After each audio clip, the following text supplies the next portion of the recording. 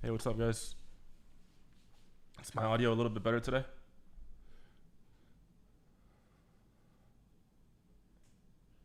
Yo, that was freaking insane. Oh my god, what a trade.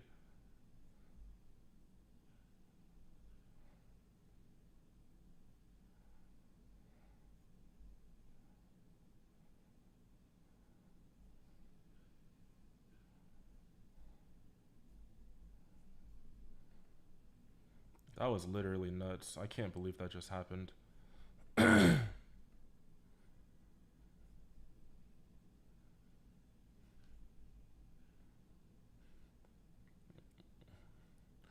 Yeah, I was just getting back from lunch too. That was crazy. Wild, wild, wild.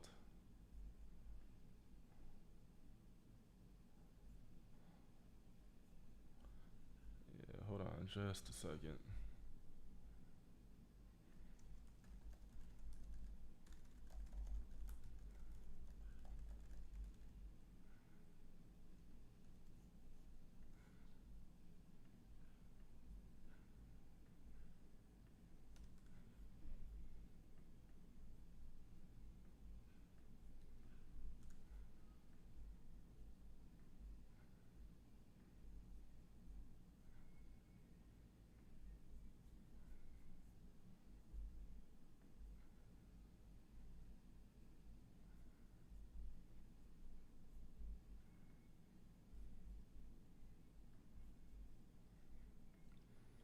Yeah, I'm gonna give it a couple of minutes for people to join and then I'll kick it off after. Maybe at like 1:42 ish.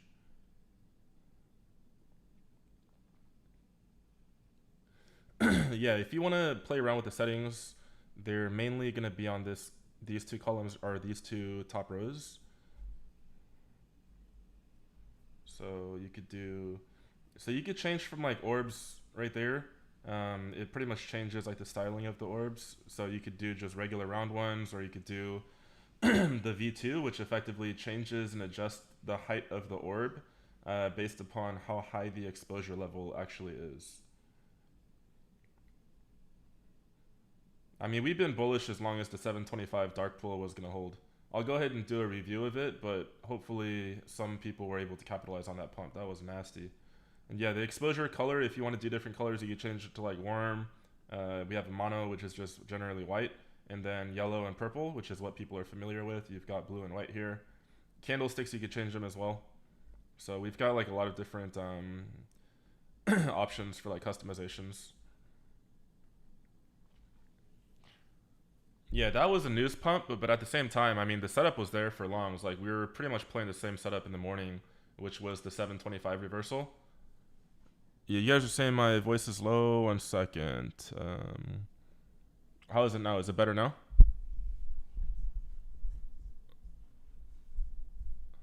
Better? All right. Just had to up the gain a little bit. All right, sweet, sweet.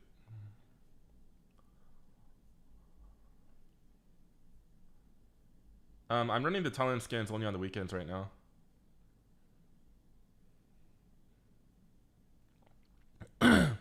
Yeah, what do you want me to show you my setup for? Is it on Atlas or what do you want me to show? Trump said they're not going to bomb the fuck out of Iran. That was the news. But also the news is that somebody front ran the move with the $1 billion dark pool print yesterday at the 725 level. So they have defended that level all day. Like they defended it yesterday going into the close twice. This morning we were taking longs off of that level too, and it was just pretty much a perfect trade every single time.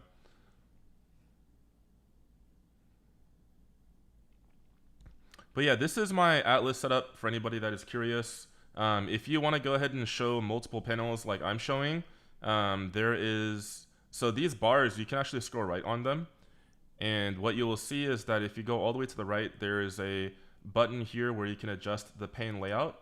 So you could do a single pane, you could do a double, you could do triple. For me, I do a triple, and these are the time frames here, or the time intervals. Generally, for day trading, I use the Gex only, and I have it set to current, and I have it set to show 5 nodes. The candle colors I use mono because I don't like to use like red and green candles. I prefer neutral colors. Exposure, I use cool to match my overall color theme. Orbs V2, overlay enabled, projection disabled. This is a beta feature. It's not really working too well right now, so I've got that disabled. I have DARKPOO enabled here. These are the critical levels where you can see the insider trades. And there's a configuration option here where I have the top end set to 5, so it's going to show the top 5 DARKPOO prints, and then I have it looking back 45 days, just to make sure that the prints are like somewhat recent. That's it. I have sessions set to regular trading hours, and time zone is Eastern time. And if you want to see the heat maps next to the charts, then what you could do is toggle something called Trinity here. And if you toggle that, you can go ahead and see the Trinity maps here as well. And you can see right here, like right off rip, like 735 is a floor on SPY right now. So like I just don't see a decent risk to reward to short anymore. So I'm just kind of staying chill, and I'd rather just help you all do a recap of how you could have caught that move next time. You can hit this little tab right here on the left to minimize the sidebar to make things a little bit bigger. And we added a new button here to actually maximize your screen to be full screen, and you just get a lot more space. All right. All right, well, that was unfortunate. I just got booted.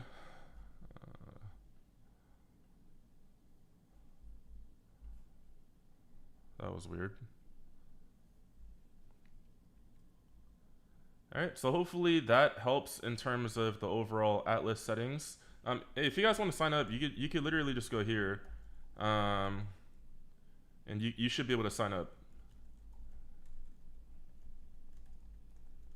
That's the promo code for half off your first cycle if you just wanted to give things a try.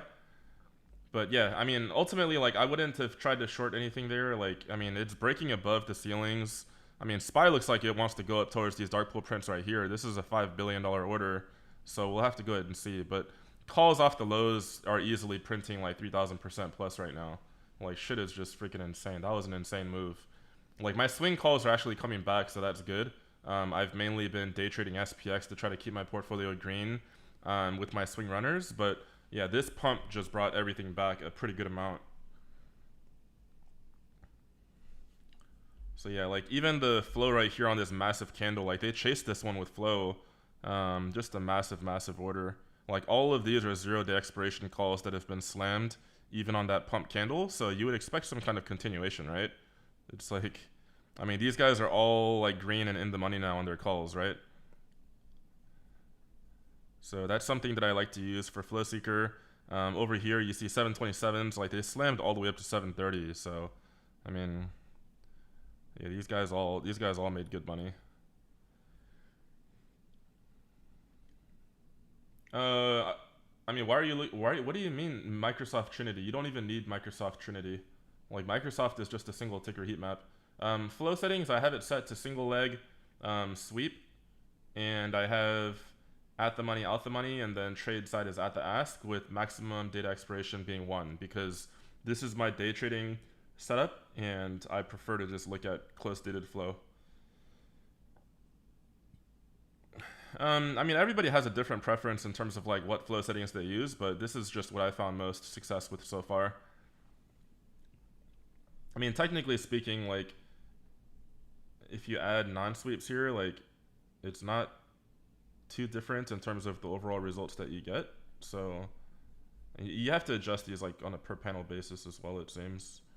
But yeah, regardless, like it's pretty similar, sweep versus non-sweep. Yeah, just make sure you guys are not chasing these moves. Like the reason I'm doing these lives is to pretty much show you like how you could have caught these moves. It's not to show you like what you should do right now, because the move is already played out. Like this morning, we already caught 3 back-to-back trades for 100% each minimum, and like this recent one off of the 725 literally just freaking went nuts. And for the sake of the recap, like what I'll do is I'll change it to single pane. Let me just only show SPY because this was pretty much the play of the day. And what you can see here is that on SPY throughout the entire day, what you'll see is that the 725 was just a major level, right? Like look at this level right here at the 725. Like it stayed there throughout the entire day, and if anything, like it kept on growing in exposure even though the price of SPY was going up. So one thing I was saying is that 730 is like your line in the sand to play reversals to the downside, and then your reversal to the upside should be played off of the 725 node. The reason why the 725 worked in particularly well is because you had the previous day lows there. So what you'll see is that you had your previous day lows here, respecting that dark pool level of $1 billion from yesterday perfectly. And today, what happened was we swept down below it ever so slightly to go back for liquidity. For me, that is a very, very bullish move. If the market wants to head higher, what they have to do is they have to be able to trigger stops and they have to be able to capture enough liquidity to the downside before they can reverse it aggressively back to the upside, right? Now, there's another rule of thumb that I have, which is that exposure levels for gamma, similarly to support and resistance, get weaker the more times it is tested. So if you look at the 730, you had a single test of it right here, you had a double test of it right here, right? And then you had a third test of it right here. And not only that, even though the price actually went down to retest the 725 here, the 730 is actually gone now. Like you see, it actually moved up. They actually rolled it up to 731 and 732. So you see the ceilings have rolled up, right? Now, if you were bullish on the day, expecting a 730 to break on the fourth attempt, your best entry, based on the way I preach how to trade, is not on the break of 730. This is not your entry, okay? Your entry is on the lowest point you can possibly buy where you expect price to hold before a bullish reversal happens. And for us, that is in between this 726 and 725 level. Because blue nodes are positive exposure nodes and they're Pika nodes. When you have a double Pika like this, what that indicates is that it's going to become a massive cushion and like a pillow trampoline where price can go down into and reverse aggressively off of. Now today, the reason why I was so we played calls off the 725 level earlier in the morning as well. That entry was right here. This is where we entered. We wrote it up and that was around 150% move. If you held it longer, you probably got like 200%, but if you were in the stages this morning, like you saw how we caught that move. Now, another area where people might have gotten confused that I have to explain is that in the morning when I caught the bounce here, I was slightly concerned because it was a rug pull setup. It was a rug pull setup in the sense that there was a positive at 725 and there was a negative down at 724. The good news is that on SPX, the 73.25 and 73.35 were pretty much lit and stubborn all day, which meant that eventually we had a thesis that we might revisit those upper nodes, okay? Over here, the rug pull, it went from 724 actually went from being a negative node to a positive node here. So when you've got a positive node and you've got another positive node above it and you've got another positive node above it, this is what we call a triple Pika stack, right? And when you've got a triple Pika stack, the chance of price dropping below it is very, very low.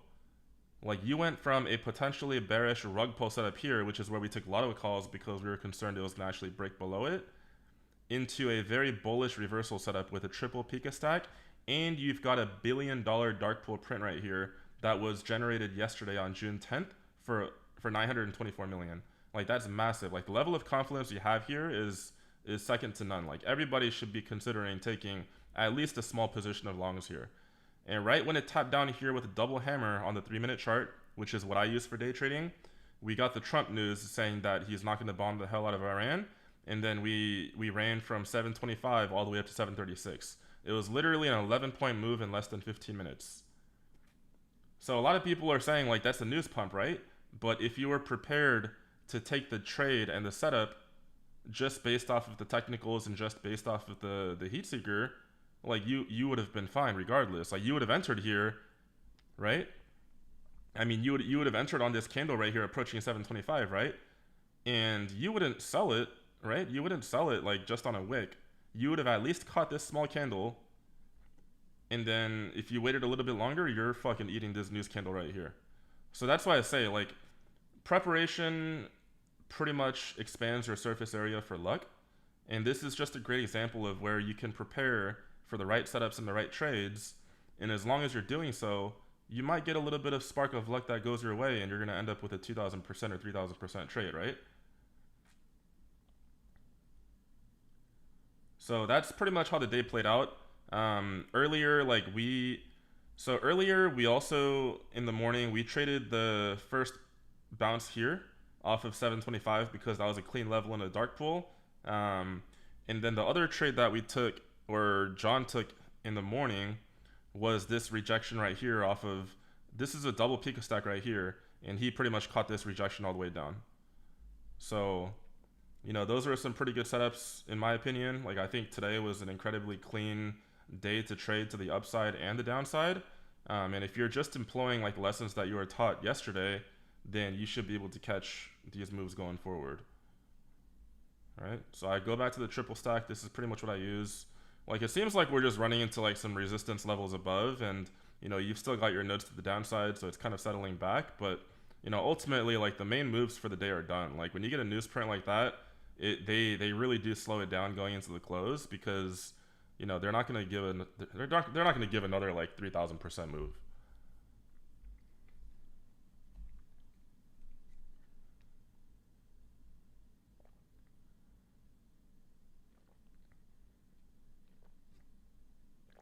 Yeah, we'll post it on YouTube. I think if I run a YouTube live, then it automatically processes it and posts it on YouTube for us. Since 725 had been visited before, we wouldn't expect a clean move upwards. Why would we not expect a clean move upwards? Right? I mean, even if you look at SPX, when it revisited 72.75 down here, you still got your upper nodes here at 72.25 and 73.35. Those were like very, very stubborn nodes all day.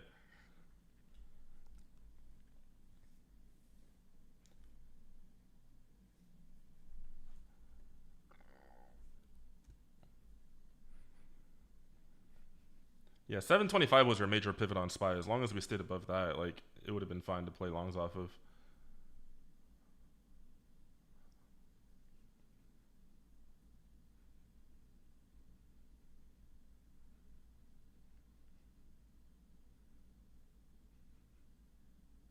I mean, even if you expected the SPX nodes to be hedges, like you shouldn't worry too much about it. Like the main goal is to play deflections off of, I mean, play reversals off of like the reversal nodes, right?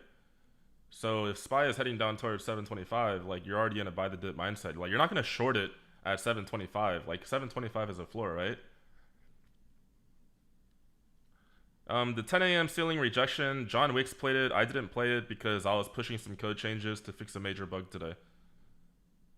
I mean, before I hop on live streams and stuff like that, like I'm a product dev and I have to make sure that our product and platform is up and stable and working. So usually, like right when the market opens, like I identify issues and I get carried away to work on those and fix those.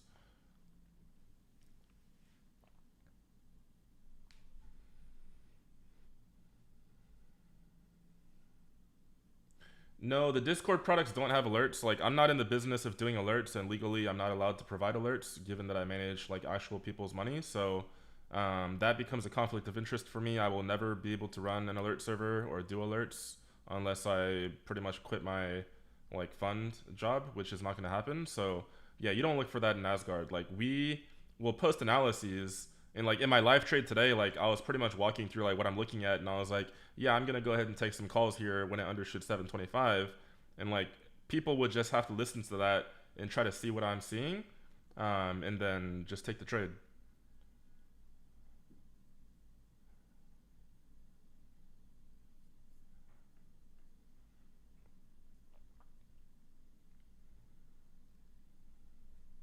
Yeah, that's the important thing to note on SPY is like if you look on SPY, like the subtle cues that you can catch up on is that starting right around this time, look at this block of exposure that's building up at 731, right? Even though price is going down, you have these exposures that are growing. Like that is a sign that we're about to see a massive pump. Like that's what I call a divergence. And even if you looked at the heat map for SPY alone, you probably would have seen on the velocity indicator that 730 was growing, even though spot price was going down, which is bullish, right? So the signs are all there, and it might seem obvious in hindsight, but if you were in stages this morning, like you understood and you remember the reason why I was buying the dip off of 725. We had that major node and we got the dark pool print. Like that was the area I wanted to buy off of, and this was the second test of it, right? That was the second test of the day that penetrated that dark pool print.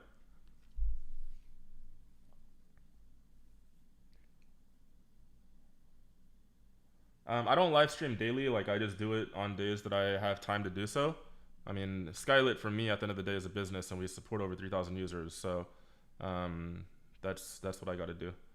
Like that's my priority. Like if I have time outside of that, and I have like no meetings and like no bugs to fix or features to develop urgently, then yeah, I generally try to prioritize hopping on stages and doing live streams. Yeah, I mean, if anybody needs to, I mean, our website literally has everything. Like Skylit.ai is the only website that we have.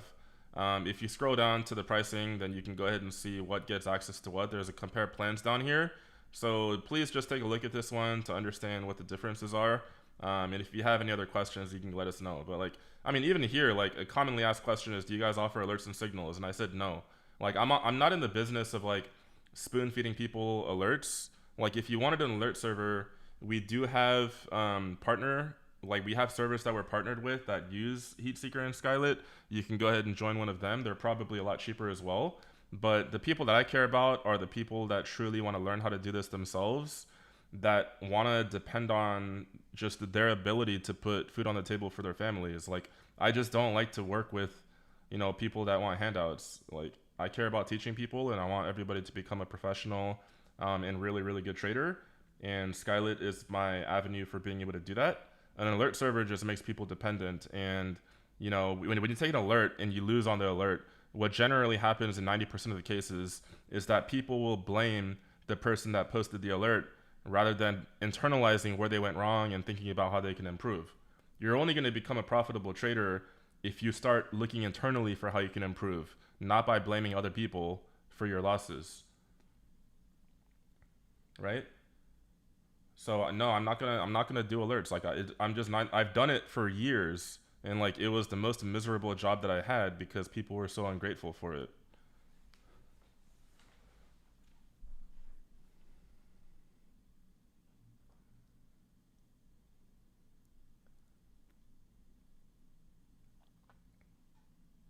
Yeah, I mean, if you're playing ICT SMC, there's a lot of people that find value in using Skylit that trade ICT and SMC.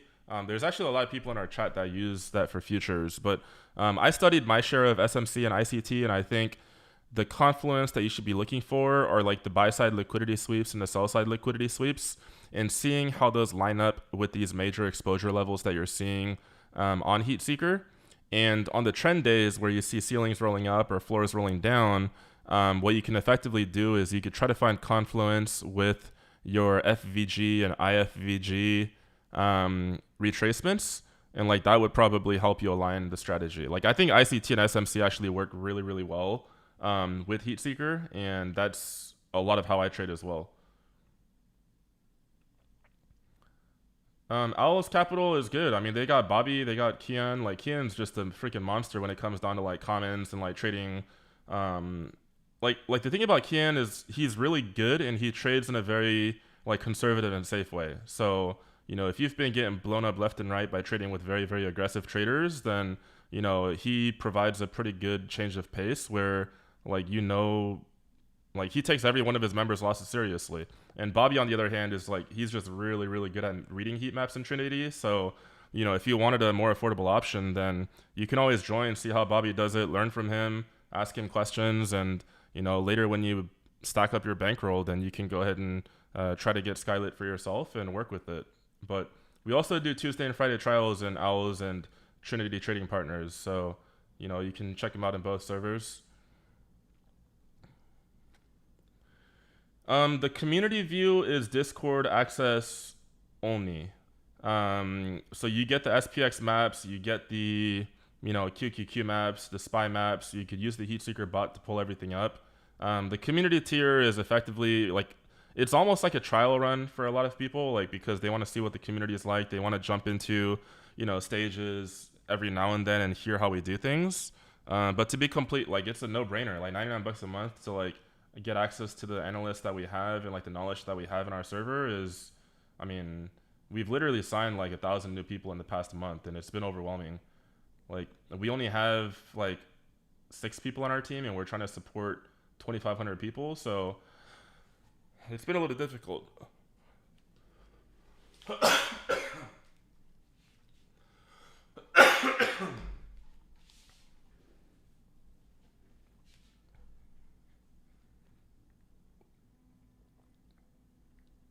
Yeah, the risk to reward for longs is just not here at this point. Like, it's just gonna chop around now.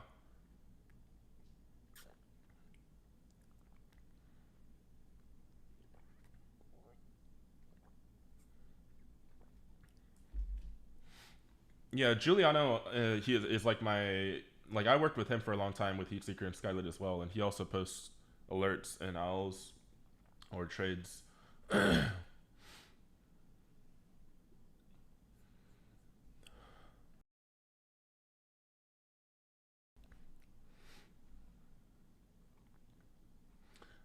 The 73.25 and 73.35, should it be negative?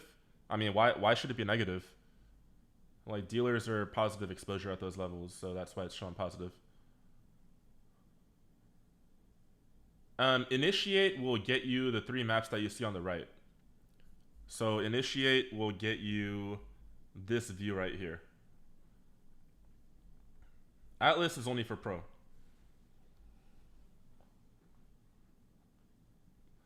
Yeah, at 1304, let me take a look. 1304, 1304. Yeah, I mean 1304, like, I mean, it came down to 725.60, but remember for SPY, I use a 50 cent leeway for entry, so it would have never triggered my entry. If it came down to like 725.50, then that would have triggered my entry, but I don't consider that an entry point. So the second time it truly tapped the level that I would have cared about is this one right here. Like, I wouldn't have bought this one.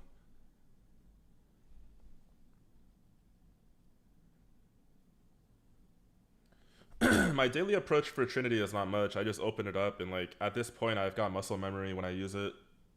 So there's lifetime options. I usually offer lifetime options every time we do the in-person boot camps. It's just extremely limited in terms of like how many we have available, but yeah, every time we do like an annual boot camp, like I include a potential lifetime option as part of the package, and it's just an exclusive thing that I do.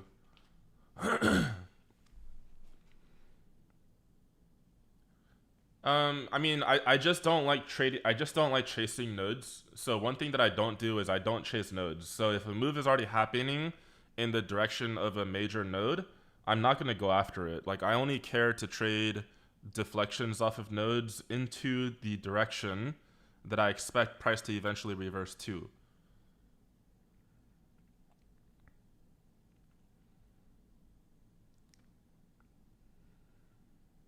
Yeah, the first trade I took was at 724.60, but that's because we had a rug pull set up at that time, right?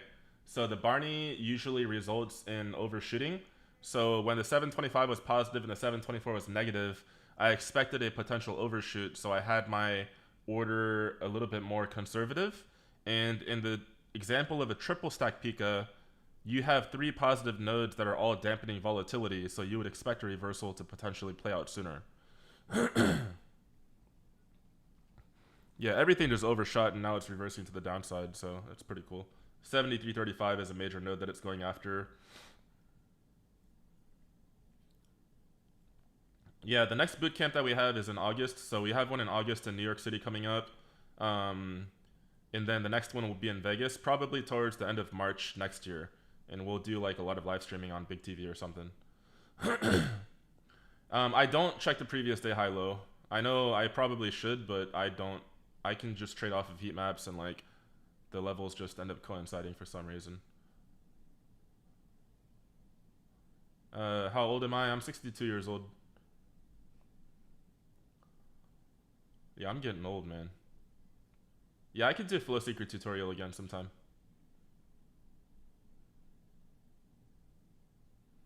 Yeah, I mean, sometimes I'll enter before the floor because I said for positive nodes, I usually give it like a 50 cent margin for error and leeway. So, yeah, sometimes I front run moves. Like, that's also why I scale into moves. Like, I don't really take a full position right in the first entry.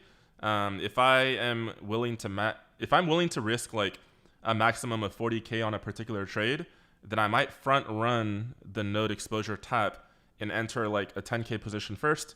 If it comes down and actually hits it, I'll go ahead and add another 10K. And if it overshoots it by 50 cents, I'll add another 10K and I'll be 30K total. And if something happens where I'm like, yeah, this is definitely going to bounce, then I'll add another 10K and I'll be in my full position of 40K. But like oftentimes I will never be like, okay, it's gonna reverse here and enter 40K.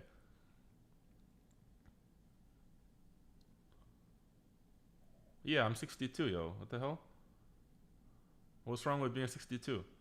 Boomers are not able to trade?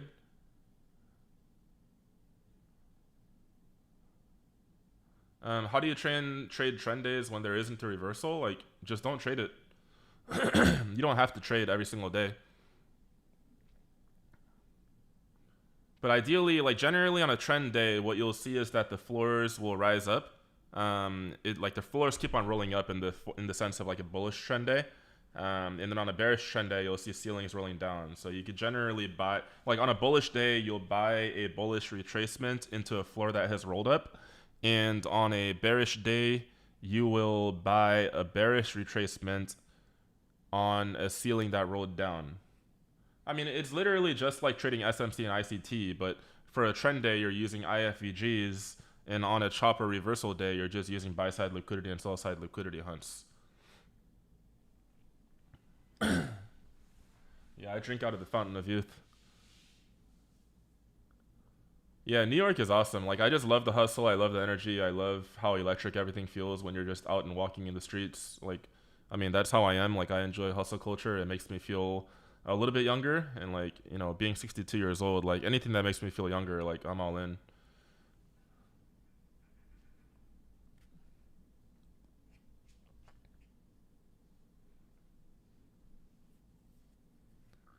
Favorite restaurant in New York City? Taco Bell.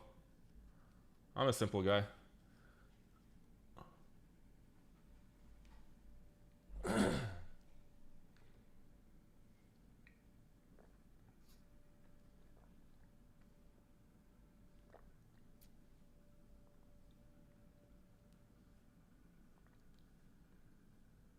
Yeah, the 40 chalupas, man, that was like a mission.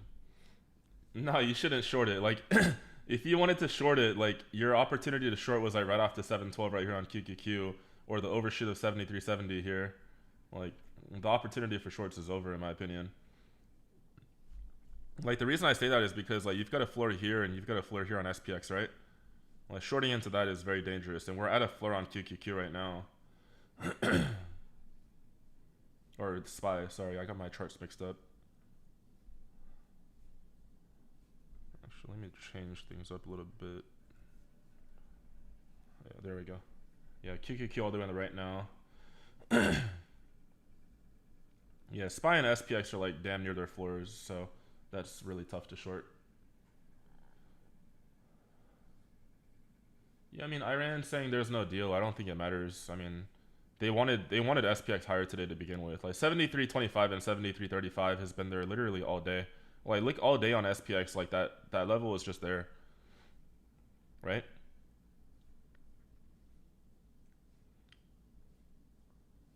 It's hung upset in soju for sure, dude. I mean, pork belly, you cannot beat pork belly and soju. That shit's bomb.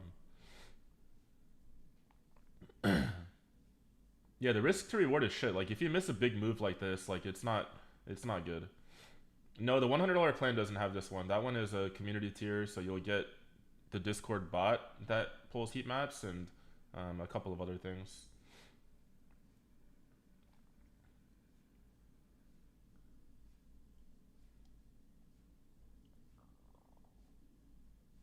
I mean, I don't know. Chahal, like, I don't know. I mean, they did roll. I mean, on Spy, like, they were accumulating the 731 ever since, like, 1309. So, you know, that was a sign that they wanted to pump this bitch, right?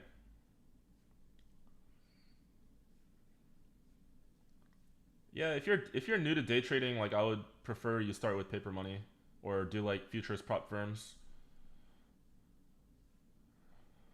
No, there's no rule that indicates that a floor node should be depleted after the breach. I don't know where you learned that, but that's not true.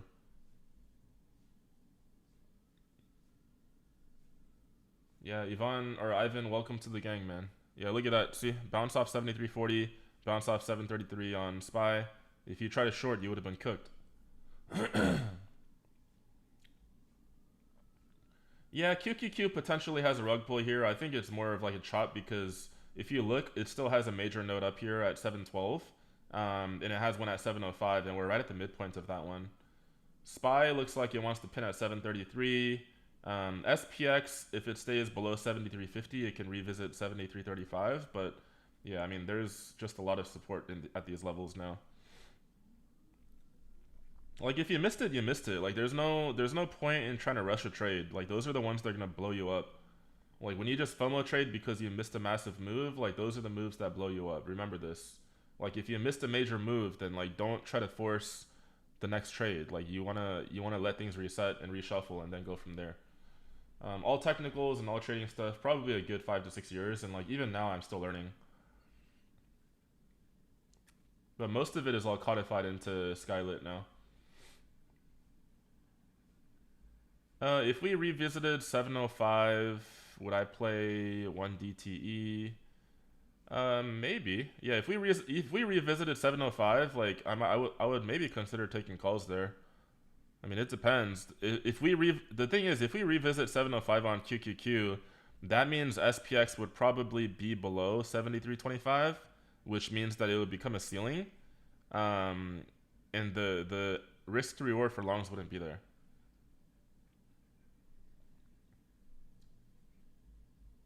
I look at the heat maps more.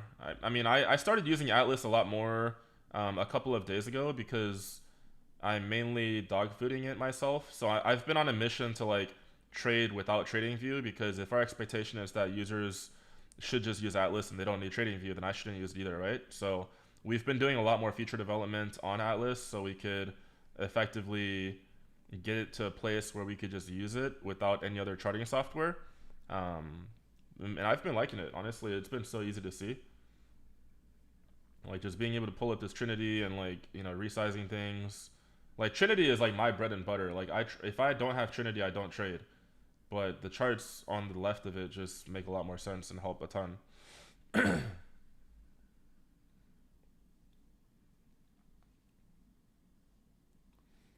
If 2500 took the same trade, 20K contracts, I don't think so. No, it's still not big enough. I mean, SPX and SPY get like billions of dollars of money flow day in and day out, so it's not much. Yeah, for SPX, I generally only trade 0 days. I don't notice any difference. Like I haven't used TradingView, and I think I don't miss it at all.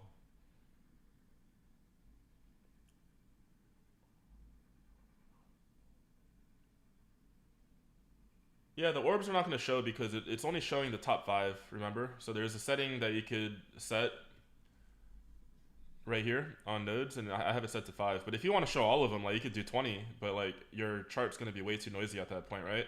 Or you could do like 15, then you'll see all of them. I mean, you saw like QQQ just bounced off the 707 node right here.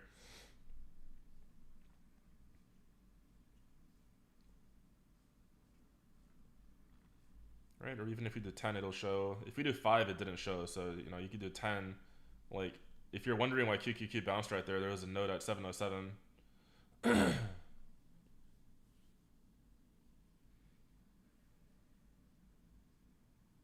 How much is what's on my screen right now? This one is, I mean,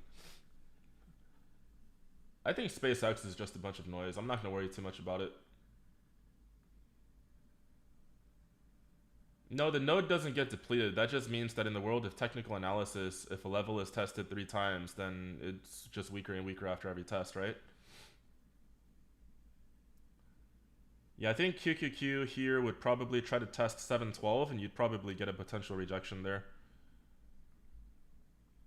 So this would be your level right here.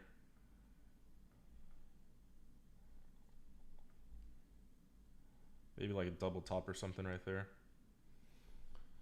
I mean, you've also got like 714 and 715 and stuff like that accumulating, so that's a little scary. Let's see if SPY wants to take out the DARKPOOs up here. $5 billion worth.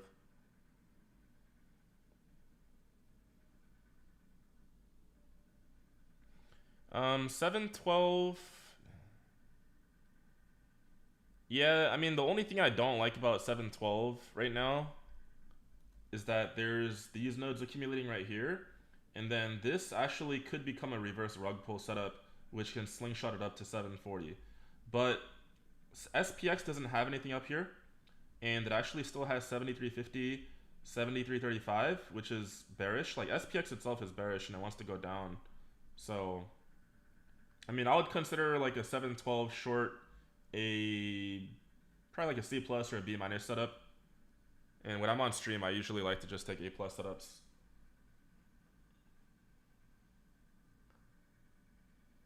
For SPX positioning, we have many different data feeds we use. We use SIBO, Opera, Nasdaq. Like there's we pretty much subscribe to like almost every data exchange out there.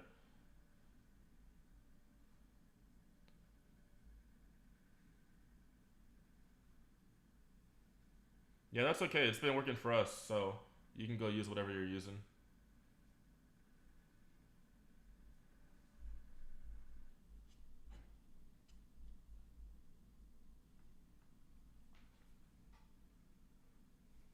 Yeah, I'm scamming people by throwing out 100% bangers like 3 or 4 times a day.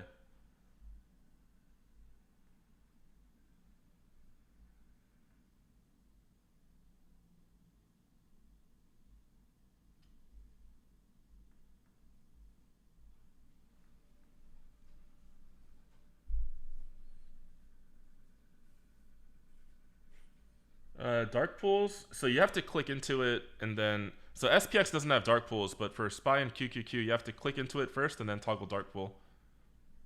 So when you're on multi-panel view, it's all panel specific.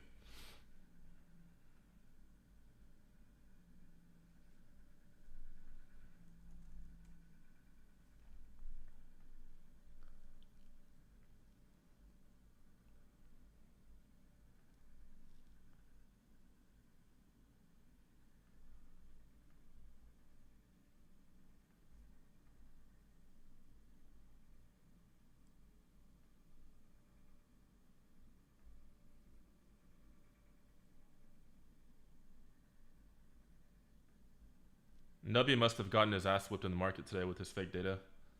That's okay. It happens, man.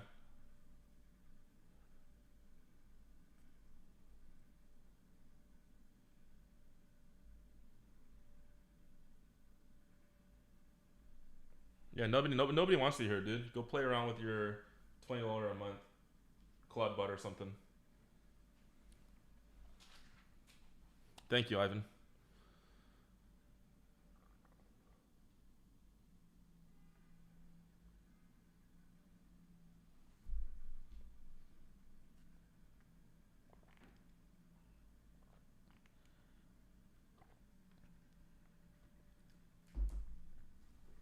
Yeah, people will always find a way to doubt, man. Like, it's like, I mean, it's probably a competitor's account, to be completely honest. They're upset that people are willing to spend 10 times more than they're charging for shit that actually works. Yeah, I think 712 could be a potential rejection down to like 709, but you might not get much more than that.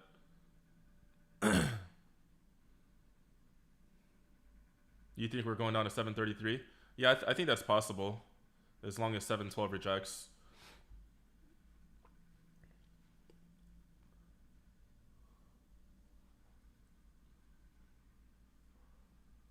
Yeah, some of these days I feel I know how like Elon Musk and Donald Trump and them feel. It's like you could literally work your ass off day in and day out to like try to provide value to people, and there's just gonna be people that want to try to fade it.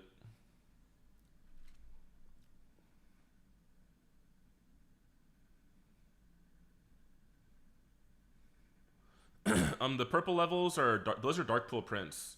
So dark pool prints are pretty much off exchange orders that are happening and exchanging hands between like larger players. So Nasdaq pretty much they pretty much so from what I understand through the data, over 95% of those larger like institutional trades exchanging hands happen on the Nasdaq dark pool. So we subscribe to their data and like that's pretty much what we use to visualize things. But yeah, there's the rejection on QQQ.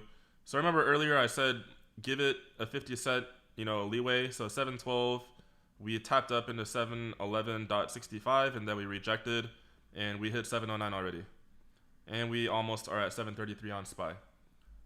So Thank you for doubting the data that we're using. If it's working for us, then it works. You can go ahead and find your way out of here. Like, I literally do this shit live for a reason.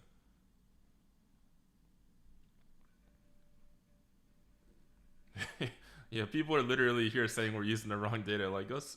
Yeah, okay, this is gonna be recorded, so I can't say anything mean, but yeah, I mean, you're literally seeing this shit. I mean, what is there to doubt when, like, we have a replay system within our tool so you can even play things back? Like, there's nobody that's gonna call a short off of 712 and then see a $3 drop happen that fucking quick. Or a $2 drop. And now you're gonna get stuck at the 709 floor here, while you can even see it on the Trinity. But 7350 on SPX is like the major level that I would have to break down below if you wanted to see lower. But you know, I think 733 on SPY might be a little bit difficult to break below.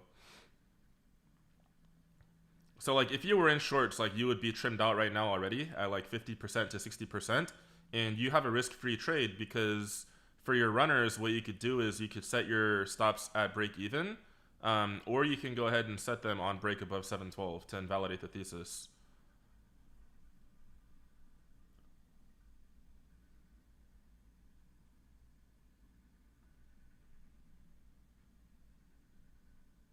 Yeah, generally speaking, especially for a Pico node, I would give it a 50-cent leeway for price deflection.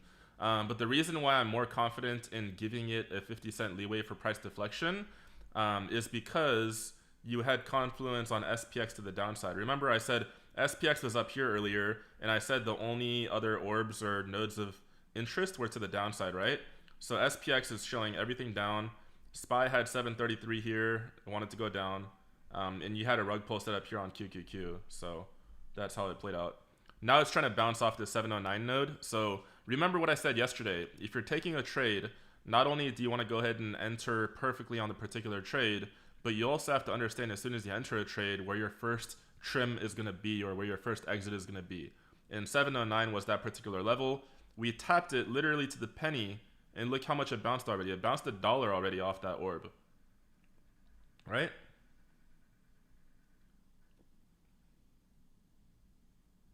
Yeah, I mean, I said it earlier. It was like a C plus or a B minus trade. Like if I was trading myself, like I would probably do like a lotto size there. But then, you know, whenever I'm on like Spaces or live stream, like I only do like A plus setups. The only reason I was a little bit skeptical of that one is because QQQ had like very fast accumulations to the upside.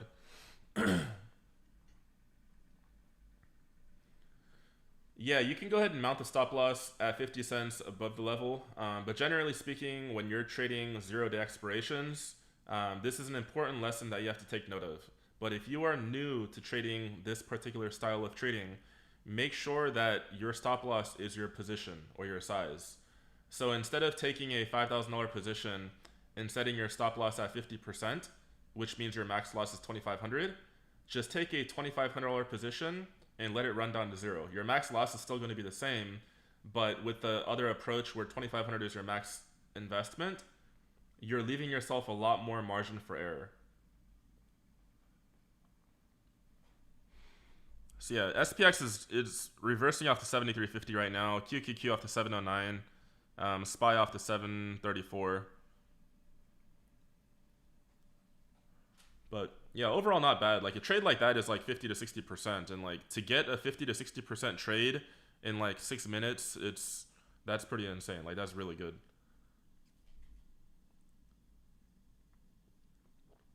Yeah, later on we're gonna have our. I mean, I eventually want to build out like broker integrations or have our own brokerage. That way, like you could just trade everything live right now. And yeah, earlier I think somebody asked like, are we full on agentic development? We have some developers that are. I still do things a little bit manually here and there, but yeah, I care a lot more about like quality and just making sure that things don't break. So I don't go as fast as I wish I could be going. It's like the thing about agentic development is that the testing is not as good.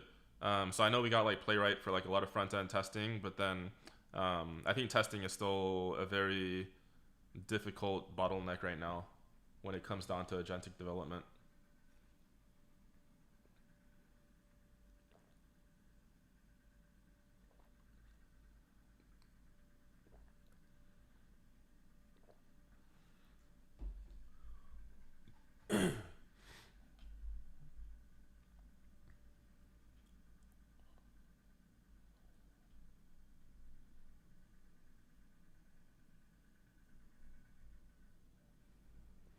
Yeah, so now SPY is just sitting in like a very, very positive regime here between 736 all the way down to 733. So positive regimes mean that volatility is just going to become heavily dampened, which means that dealers have to pretty much short the rips and buy the dips. So it's going to be really slow at this level.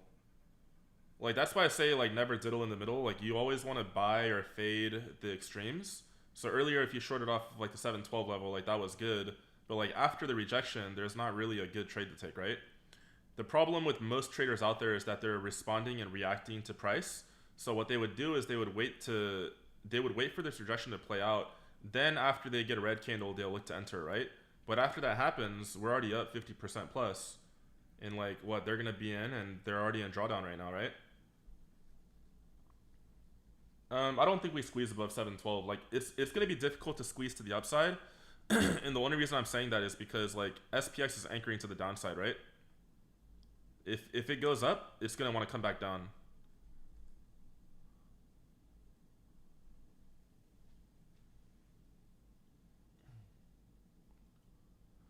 Yeah, I do a lot of scalping here and there. Like if I wasn't on live stream, like I probably would have scalped that QQQ rejection. Like everything aligned pretty well.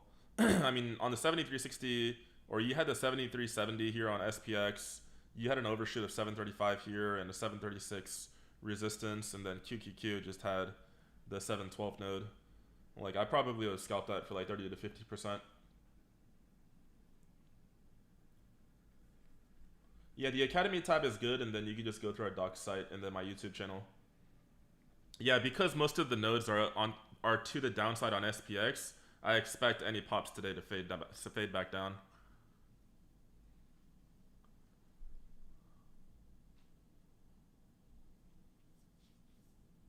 Yeah, it's just gonna be slow, so you can just ask questions and I'll answer them. I'm not looking for any trade right now. Like I took 3 trades today and they all went green, so I'm happy with how the day played out.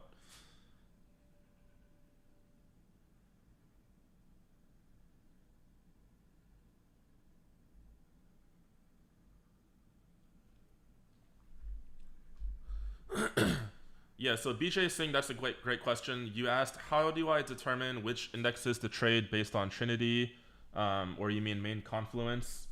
Um, so when I analyze the Trinity, the way that I mentally think about it and psychologically think about it is that I have one analyst, which is the SPX analyst, and I have one that's the SPY analyst, and I have a QQQ analyst. And those three analysts all have an analysis of their own. And my job as a trader is to effectively like ingest and bring in and consume those three individual analyses and then try to find convergence where they all kind of align and make sense. If I ever encounter a situation where like one doesn't agree with the other or like they're completely in opposition of each other, that just means that I have to wait for the right setup to come, right? So that's kind of what you have to do as a trader. Like you have to understand like these different points of analysis and look at these tickers. Like the only reason like Trinity became really powerful is because over time QQQ started to have a lot more weightage on the overall markets. So a long time ago, maybe like even 5 years ago, I was able to probably trade just based off of SPX and SPY alone. But now with the whole AI boom and like the software boom, what's happening is that QQQ is having a lot more influence on the indexes. Therefore, you have to just add that as a level of analysis, even if you're trading SPX and SPY.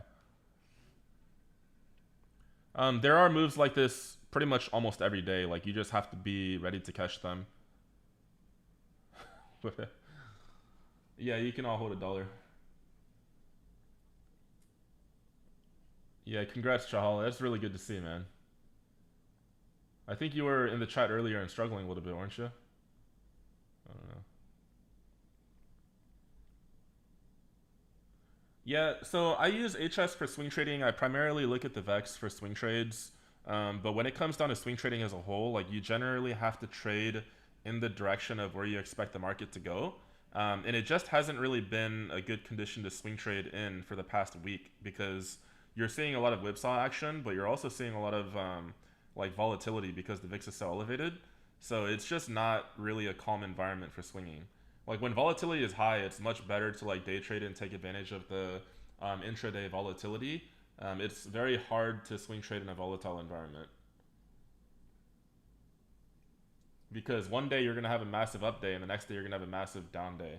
You know, you don't really see much continuation. Sunyan? I don't know. You gotta ask Jack that question. Yeah, Chahala, no question is dumb, man. Like, some people might make it feel like, you're stupid for asking the questions, and like I apologize for that in advance, but it's ultimately because we just have too many people. Like, I mean, we initially started with like 30 members back in August of last year, and like now we have 10 times the amount. But we haven't hired as many to support, and like we're just falling behind on a lot of the documentation and material because we're just shipping stuff so fast. So naturally we fall behind on a lot of other things. But the YouTube content and like the docs and the Skylit Academy are our attempts in making sure that people can kind of onboard themselves faster. So yeah, just go over that and it'll help a ton. SPX has the tax benefit treatment, the 60/40. I mean, that only matters if you're profitable. The benefit to trading SPY or QQQ is that they're cheaper and they take less of a theta hit.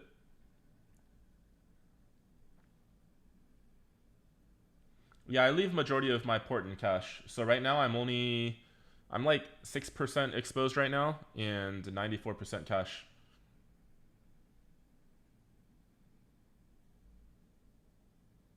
Yeah, so DARKPOO is, I mean, I explained this earlier in the call, so you might just have to hit the rewind button, but those are just major orders that are happening like off exchange on the DARKPOO. And they just indicate that it's a massive block or chunk of money changing hands. But you never know if it's a sell or a buy or like how to interpret it. Like you just want to see how they align with different levels and analysis on your chart, and that's the best way to use it. No, I'm not in Microsoft calls right now. I mean, I hit like 650% on Microsoft within a 3-day period. Like we cut 3 gap downs or gap ups in a row, and I mean we banked like a quarter mil to 300K on that, and I'm fine with it.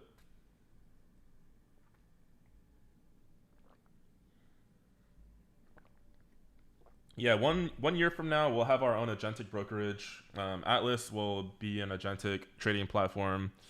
I mean, we'll even replace a lot of people's like 401k. So instead of like you going to Wealthfront or going to like your 401k, you know, tool or platform or whatever, like you'll just be able to allocate money to different traders on Nexus, like Skylit Nexus, or different agents, and your returns will be a lot more aggressive. Like we don't live in a world anymore where 20% returns is something to be happy about.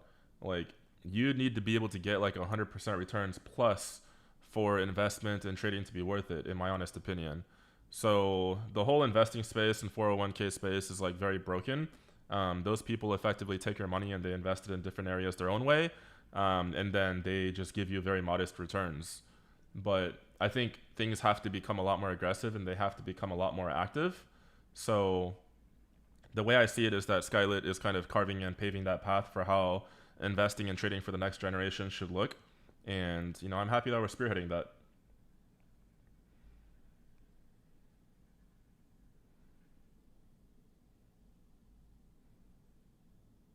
Yeah, whether something is negative gex or positive pretty much only changes how price reacts to it, which is why I say for negative or purple nodes, you can expect a little bit more volatility, and for yellow, you would expect a lot more dampening.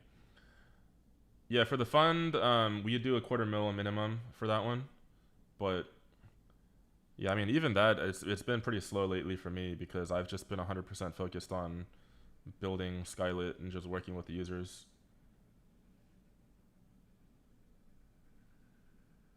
Already traded your 401k away. Hey, don't feel bad, man. When I first started trading options around 9 years ago, I also liquidated and took an early withdrawal from my 401k, and guess what? I don't have a 401k anymore. Yeah, if I don't become rich by the time I'm 65, you'll probably see me on the streets in New York City subway.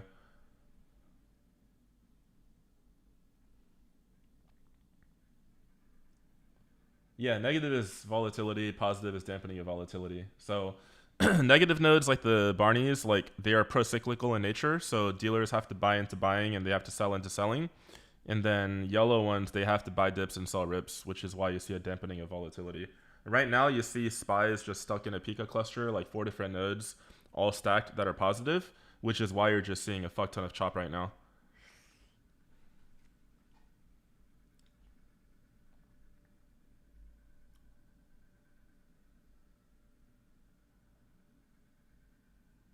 I gotta go use the. I gotta go take a leak real quick. I'll be back.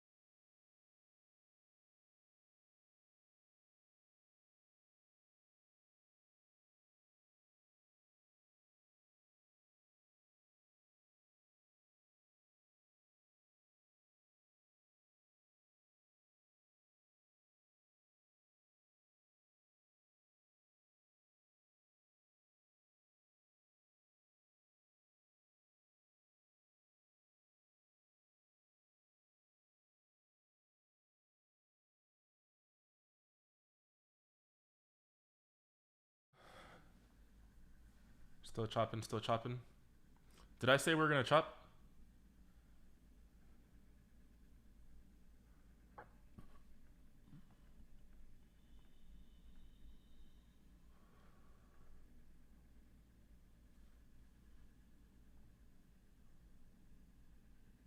Yeah, I got 3 years. Chop, chop, chop, chop. Yeah, flow. I mean, flow is pretty hard. I think flow is good for identifying like good swing setups and like longer term trades. I don't really use flow too often. Like I can, but generally I don't right now. It's pretty time consuming for me. But we're building out some pretty cool ways to utilize it. Like we're building out an agentic flow analyst to do a lot of the work for us, and like we got flow compass, so those would all be pretty helpful.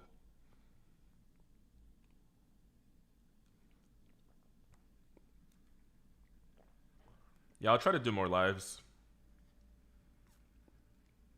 I mean, I just hope people find value in it because like it's a pretty significant investment for me to do these live streams because like I could be doing a lot more work on the product side. So, I hope people find value in it, and I hope people make good money off of them. And I hope people are truly understanding like how you should trade. Like I truly don't think that there's a single person out there that teaches trading the same way that I trade.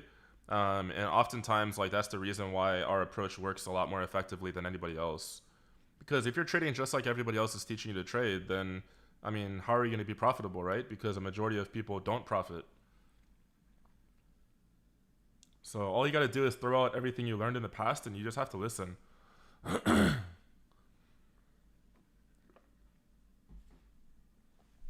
Like so many people, I mean, even if you look at the Skylit channel in Discord, like people are not happy that I do these streams for the public. But like, You know, this whole journey and mission is just a lot larger than just Skylit and just myself. You know, it just sucks to see people lose money. Like, I lost a lot of money in the past too, so when I see other people lose money, it makes me angry. So I'm trying to help prevent other people from losing money. But like, it's got to be worth my time, you know. Like, if I'm doing these sessions and like people are just waiting for handouts, then it's not worth for me to do. But if people are watching me and then they're able to interpret and apply what I'm teaching, and then they come back the next day showing me some good profit posts because, you know, they took what they learned from me and they applied it and made money, then, you know, that's what makes everything worthwhile. I mean, I literally show everything on live. Like, there's nothing to hide because, like, I'm that confident in the system and how it works.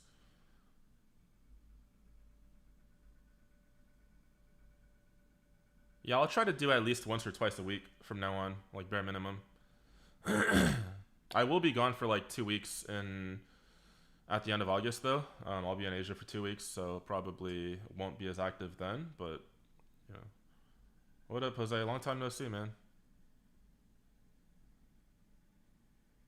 Yeah, in Discord Live, I do my analysis and share with people what I think. I mean, today I even told them the trades that I was taking. Like, I took 2 trades this morning, and I talked about both of them down to the full exit. So that's going to be really rare, and that's just a bonus. But you know, today I feel like I had something to prove because everybody keeps on saying the market's been difficult, and I pretty much want to prove that the market's not difficult. People just suck at trading. Like, that's the reality. Like, all of your favorite fruits, like if they're quiet and if they're saying like the market's been shitty and it's not, you know, in their favor, then, you know, to be completely honest, I think they're just a bad trader. The best traders are able to adapt their strategy depending on what the market conditions provide them as an opportunity. You know what I mean? It's like the market conditions are like the weather, and like a really good sailor will be able to sail whatever, you know, weather is thrown their way. And then the bad sailors are only able to sail in calm waters, right? Yeah, I mean, I called out two SPX and QQQ trades in the chat today, and we bottom tick both of them perfectly with like zero drawdown. I'll be going to Korea. I'll be going to Korea with a few of the Skylit team members as well. We'll be out there filming some content. Bootcamp teaching will primarily just be me. I might invite a few more people, but I mean, 3 days is a very little amount of time to teach my entire system. So, yeah, generally it's just gonna be me talking the whole time. It was in the stages. It's in Discord stages. I think we had like 900 something people tune in today. But yeah, so right here, what you're seeing is the floor on SPY is rolling up. Um, so this is going to be very difficult to short. Like 734 is like your floor now at this point. So it's going to be difficult to short there. Um, yeah, QQQ still shows that 712 might be the peak, but it's just going to be. I think it's just chop. Like these are going to be pretty small moves.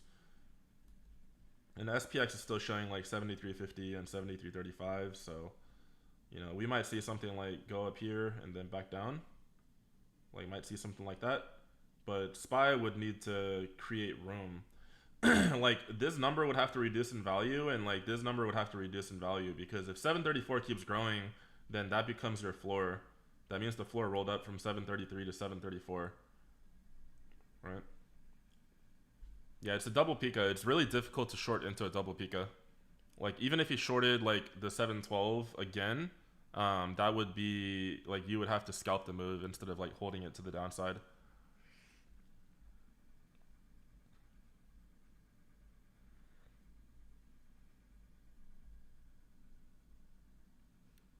Yeah, I'm gonna go talk to the CEO of SK Hynix to tell him to pump his stock.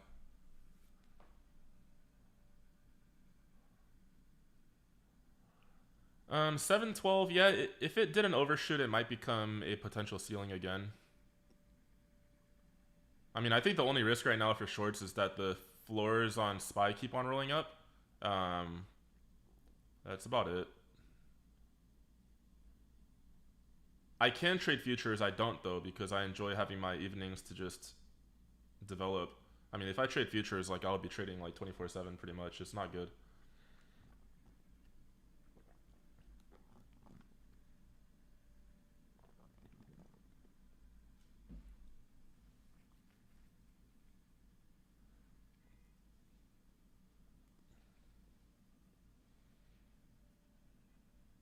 Yeah, everything is bouncing off the floors right now.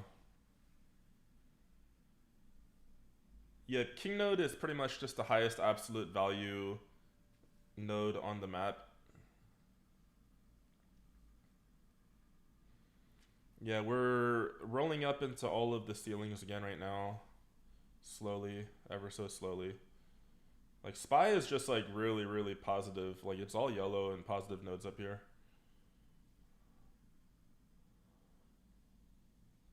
Yeah, FOMO trading is really bad. FOMO trading and emotional trading is really, really bad. Alright, so there's the move into 712.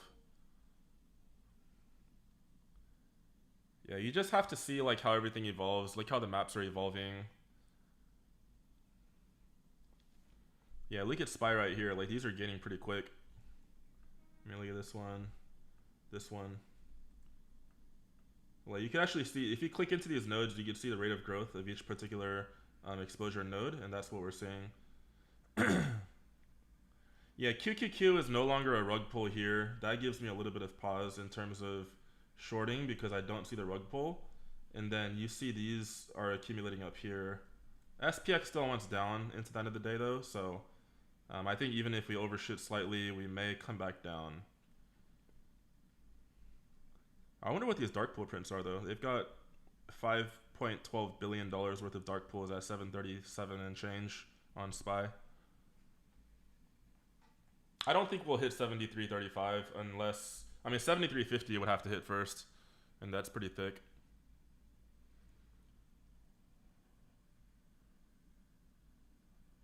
Yeah, you could have bought it off the 709 king node. I mean, that's where it rolled up to earlier. That was a floor roll up.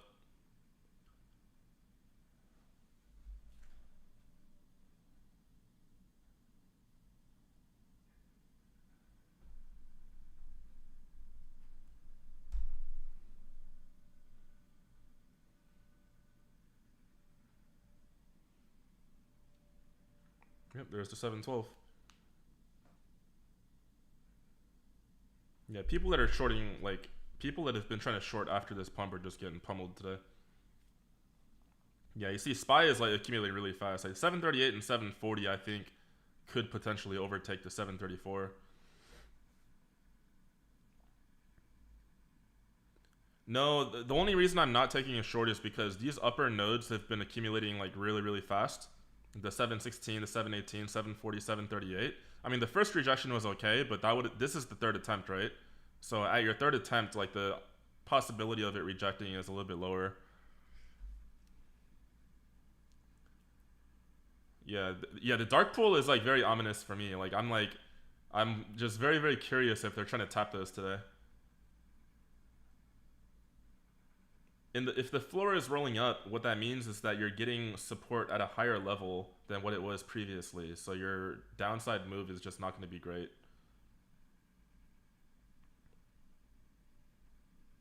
Yeah, QQQ is sweeping the high of day right now. Yeah, I'm like... Yeah, the better risk to reward trade here is definitely puts. Like, you shouldn't be chasing calls at this point. I mean, that's the best thing you can learn is like identifying what the better risk to reward trades are. Like, if you wanted to take calls earlier, like you take them off of 707 or 709. Like, you don't take them on the break of the high of the day. Like, sure, it can work. You might get a breakout and you might get a few candles, but the risk to reward is a lot better to the downside. I mean, let's see. Let's see if they actually flush it here. That'd be crazy. For me, it was just not really the best short setup because the upper side was accumulating a little too fast, but, you know, we'll see. Yeah, we're also extended on the daily move. Yeah, these 672 dark prints are pretty crazy. 672 is like fucking way down here. I mean, did we come from there? I don't know.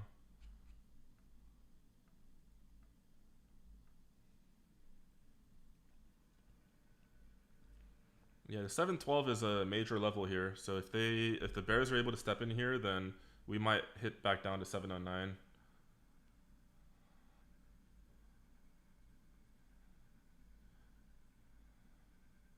And why are the premiums still so high? Didn't the VIX get crushed earlier? It's done in 1960.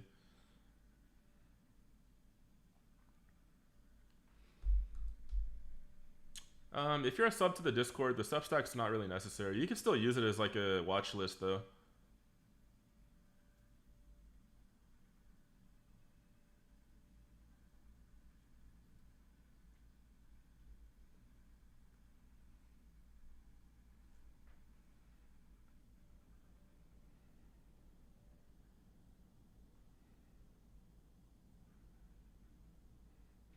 Yeah, I did make some profits today. Let me see. 712.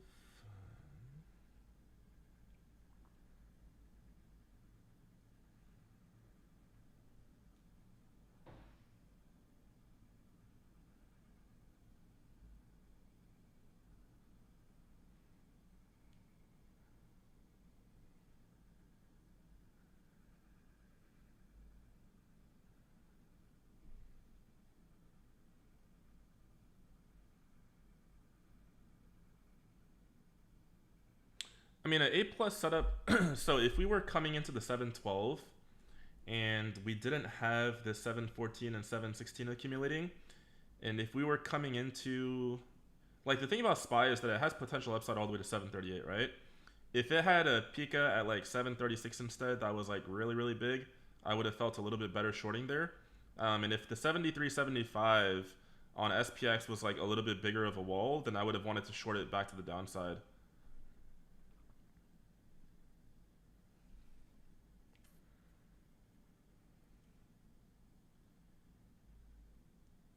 In the Discord, I use the channel called Talent Analysis.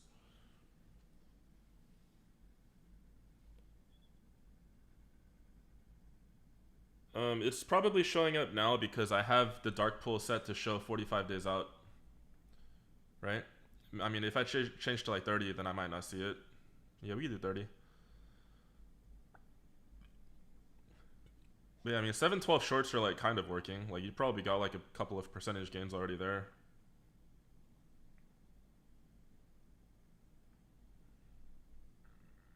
There we go. That's the drop. That is the drop. There we go. Another rejection off 712.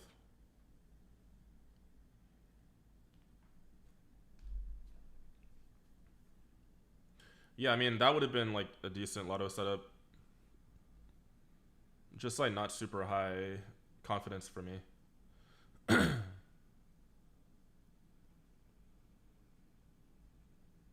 But then, like, even on this rejection, right? Like, you're scalping it. The challenge is going to be that 734 is the new floor on SPY. It could potentially go down to 733, but you know you're going to have a little bit of cushion there. But yeah, earlier when I said at 712, I was mentioning that the better risk to reward trade is to the downside, not to the upside. As long as you learn that as a lesson, like, you will go very, very far in your trading career. If you entered there, like, you've already got a $1.50 drop.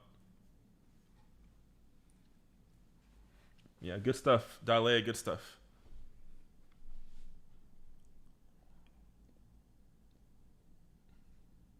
All right, cool. Well, just make sure you take profits on the way down because 734 is your new floor on SPY, and anything can happen at this point. Like, just take the scalps. Like, it would be a lot better if the downside targets were more clear and there were air pockets on the way down. But it's not. Like, you're in this Pika regime on SPY where it's buy dip, sell rips. So, not really good. Yeah, I wouldn't buy calls, and like the only reason I wouldn't buy calls is because SPX is still like levitating way above its major nodes. So I'm not really a big fan.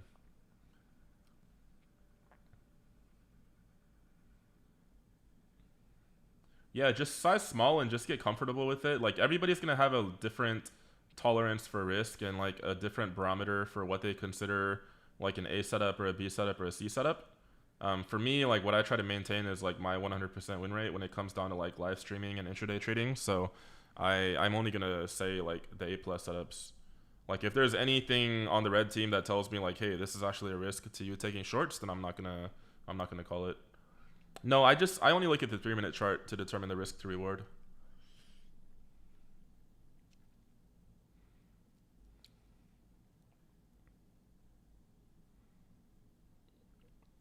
I mean, off the 712 this late in the day, you could probably even get like 710s or 711s for pretty cheap, right? That's just what I'm most used to. I've been using the 3-minute chart for like a long time, like years. Yeah, the reason the short is not playing out faster is because your SPY is in a Pico regime, which means that dealers are just in a buy the dip mode. They're buy the dip, short the rips, so your dips are very, very short lived. I mean, it might, but again, like it's just not my favorite trade. Because SPY has 738 and 740 that's just been accumulating nonstop.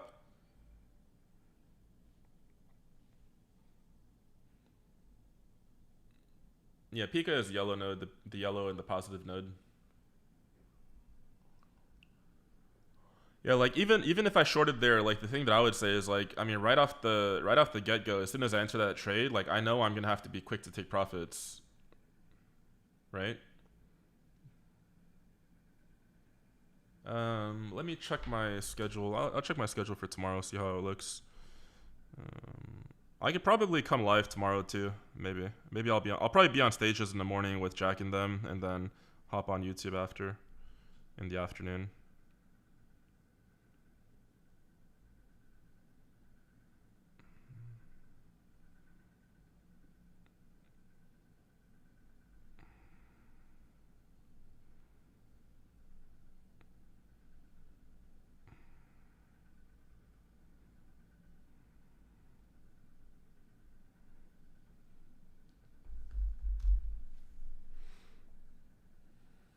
But you got to see like when your entries are like that good, where you're entering at the top of the range for puts, like you just have a lot more flexibility to like hold the trade and stay in the trade, right?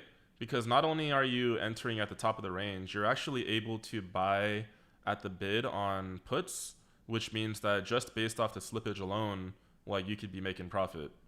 So that's kind of why I really really like the asymmetric setups and like not entering in the middle or like in the move, because like even right there, like if you take 15 to 20% profit, like that's fine. Or you could just move your stops so that if it breaks above the previous high, you can go ahead and close out, right? Like it's just a lot less stressful, I'd say. Transition into a profitable trader probably around 5 to 6 years. I think it could have been a lot faster if I wasn't as stubborn, but I'm a very stubborn guy.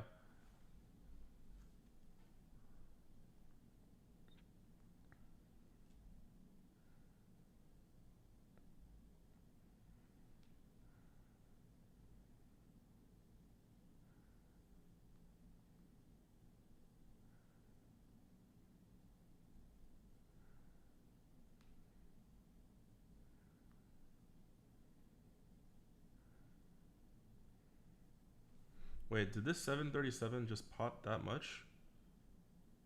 Wow, that aligns with the dark pools too. Somebody just slammed it. In a minute, it grew by 200%. Yep, there we go. That's the one, two. That's the third attempt. They're trying to go for the dark pools.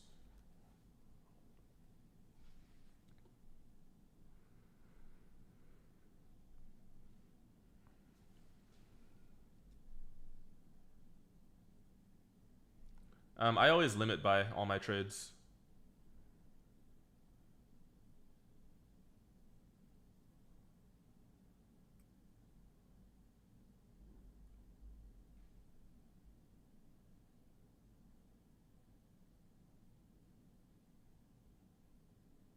Yeah, there's like a battle zone right here. Like everything is at previous day highs.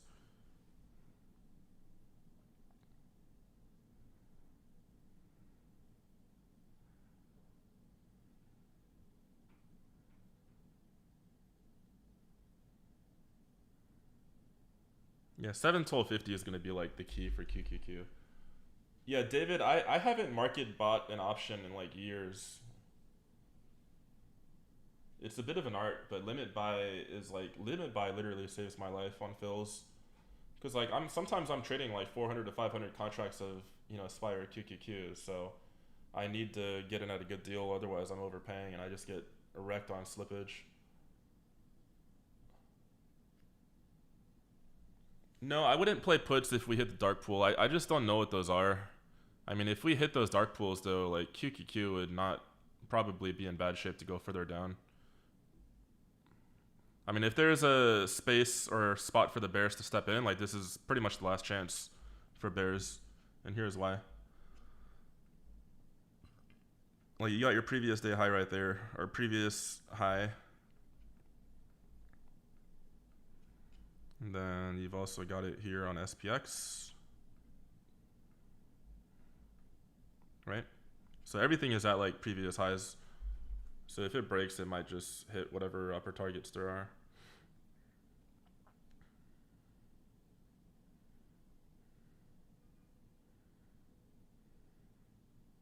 I mean, that's crazy.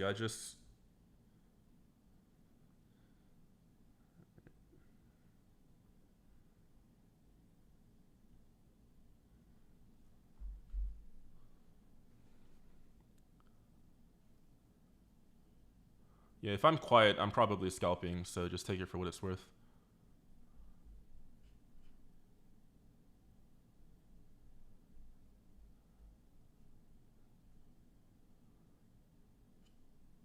SPX or SPY, I don't think you'll notice much of a difference. They're both good.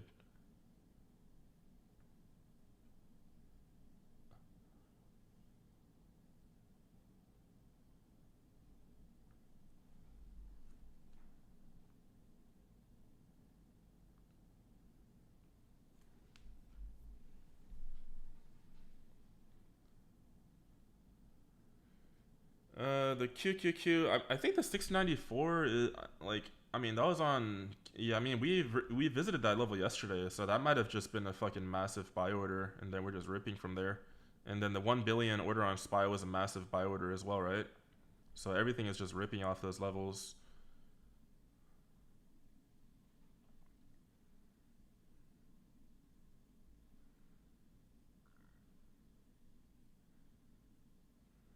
Yeah, I think they're just gonna they're gonna trip and fake out a lot of people here, in my opinion, so just be careful.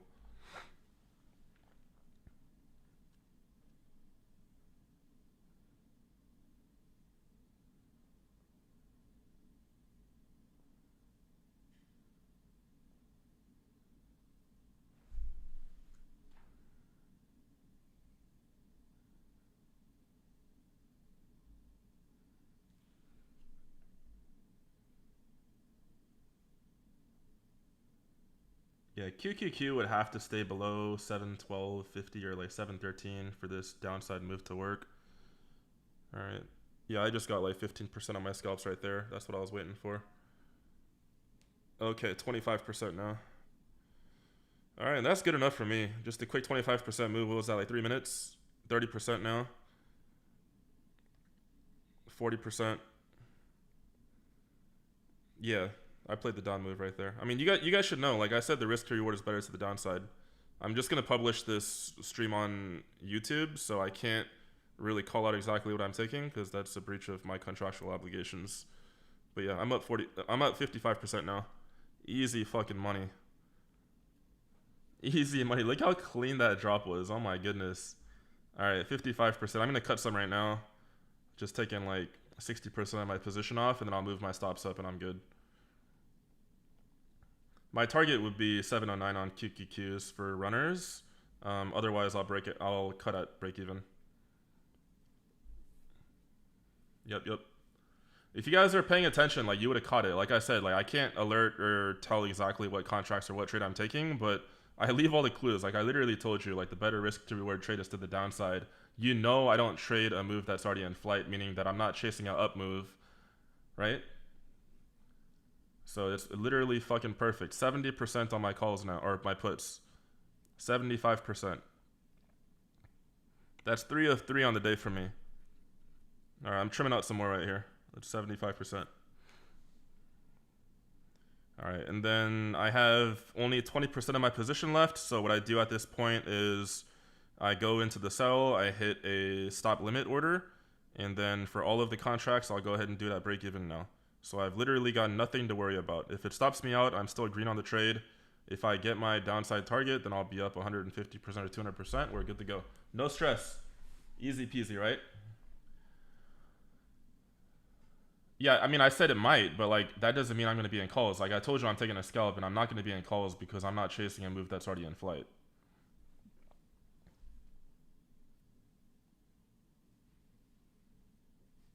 You entered puts, but you only up 8%. You probably cooked yourself on something. I'm in 73.60 puts, and my average cost was $4.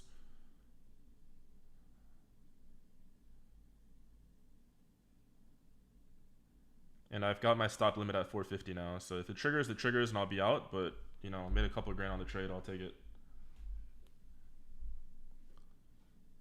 All right, I think that triggered my stops right there because my Robinhood just popped up. So yeah, I only had 20% runners on. I took a majority of them at 75%. I just got stopped out at 450. Actually, I got filled at 5 on those, and my entry was 4. So even on the runners, I gained 20%.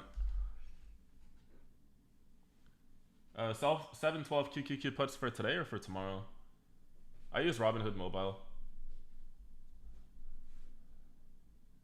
Yeah, I mean, play by play, the only thing that I saw is that QQQ was doing a bit of an overshoot, but my best entries are generally when they sweep liquidity. And what I saw is that 713 had like a really thin ceiling right here, and I saw a potential to reject that after the liquidity hunt, which would send it back below the 712. SPY had an equal highs rejection right here, and SPX also had an equal highs rejection right here. Double tops generally have a 66% chance of rejecting, so I decided to take it. The reason why I closed out so quick though is because SPY is still in a Pika regime, which means that if it gets anywhere close to 735, it's probably going to bounce. Alright. I think my velocity is set to 10 minutes or something like that. Yeah, so like I'm not going to try to short it again anymore. Like, I mean, it's tested 1, 2, 3. This is the 4th attempt. Like, they might just blow it past at a certain point. I mean, I got the trade. That's 3 of 3 for me. First 2 were greater than 100%. Third one was 75%. Like, I'm happy with that, right? Every time it tests a level, it gets weaker and weaker. So if it tries to go up above 712 again, then it might actually just break through and go for the 737 on SPY. I played 0 DTE.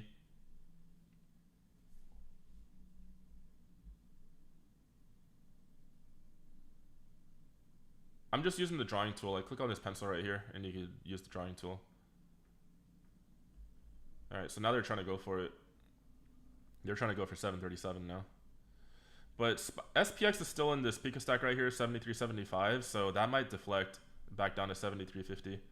I'm just not going to take it though, because like I already won the trade, and like if I'm going to take it again, like I'm really playing with fire, and I prefer not to do that.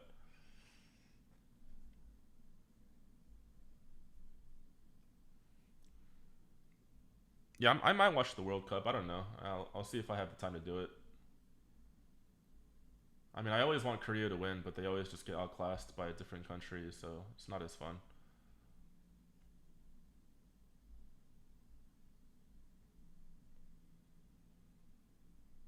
Yeah, I mean, it does require a lot of experience, and if you're not confident, then that's fine. But like, you got to build the confidence, right? And confidence is built through repetition and experience and screen time. I think most of you just don't have enough screen time, and like, I tell everybody, like, if you're not willing to put in the screen time and put in the effort, then you probably shouldn't even start. You're just gonna blow a lot of your. You're literally gonna blow all your money. Like trading the markets is like playing, and it's almost like playing in the NBA playoffs or finals. To be completely honest, you know, like you're trading against like machines and algorithms and like the best traders in the world. So, how do you plan to get an edge over them, right? Yeah, we already have drawing tool. You mean this one, right?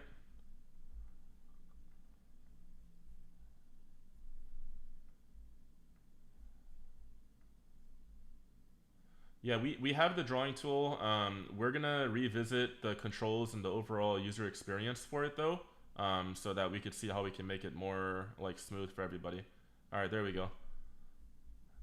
And sure enough, we are pretty close to the dark pools, and like we'll have to see. Like I'll be curious if these dark pools were $5 billion in terms of sell orders or buy orders.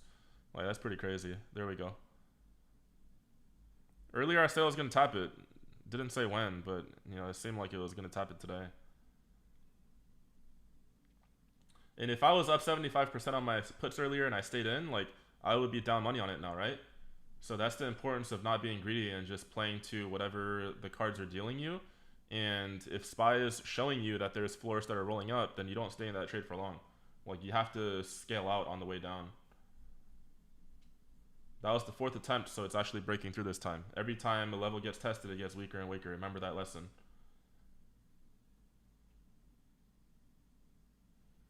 I mean, beginners can paper trade or trade like a prop firm account. Um, I mean, paper trading is like not the same because like there's no emotion involved.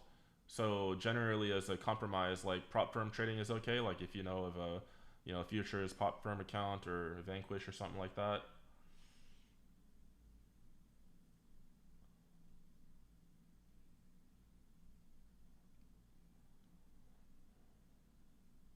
Yeah, QQQ. Next stop is 716. Looks like SPY is gonna struggle here a little bit, and SPX is also struggling. But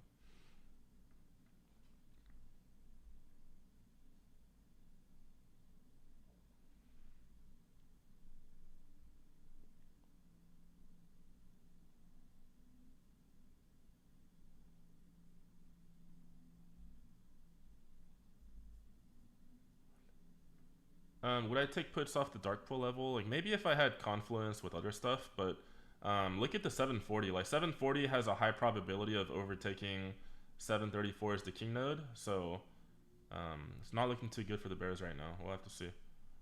I mean, QQQ is a reverse rug off 712, so it's just exploding up into 716 now. Those are the levels I was warning you about. Like even earlier, like we saw these levels accumulating, so we knew they would come into play eventually. But hey, put still worked. We banked on it, and that's fine. Like that's all I care.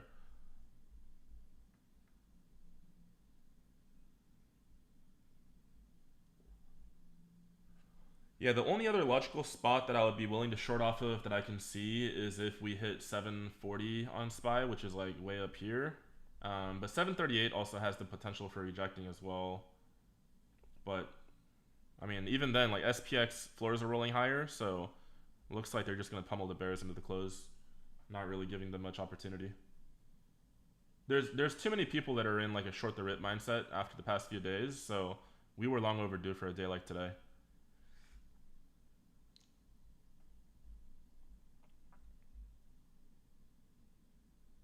No, I mean I played calls all day today. Like my first two plays of the day were call options off of 725 on SPY. I trade the asymmetric setups, so I trade where the upside is greater than the downside in terms of profit potential. Yeah, everybody wants this dark pool. They're up there now. That's crazy. Like these dark pool are their dark pools are fucking nuts. Like we went from the 725 dark pool all the way up to the 737 12-point run. That's just insane. Freaking wild shit. So you see on QQQ, we don't really have anything. Like this is a symmetric setup, right? SPY is also a symmetric setup with us being right in the middle, and SPX is like in the middle of fucking nowhere. Like I don't really see a good RR trade here unless you wanted to chase something or try to fade into nothing. Like most of trading is like planning and waiting. I mean, I don't know. I've only really started to use Darkpool after we started developing it. Like other products and other tools, like they just lay out the Darkpool orders like in a list, and I'm like, well, how do you apply that or what do you do with it, right? So I never knew that they were really effective, but now since we laid them out the way that we do, like it starts to make a lot more sense.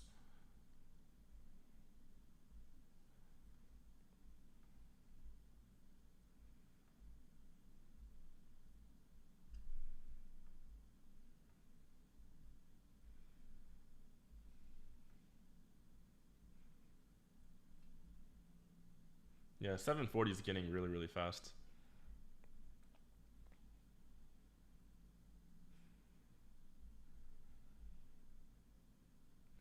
Yeah, I'm all cash right now. I'm just waiting to see how things play out, and then 330 will give us the Robinhood closeout, and then we got the MOC at 350, so we might see a little bit of reshuffling and volatility there.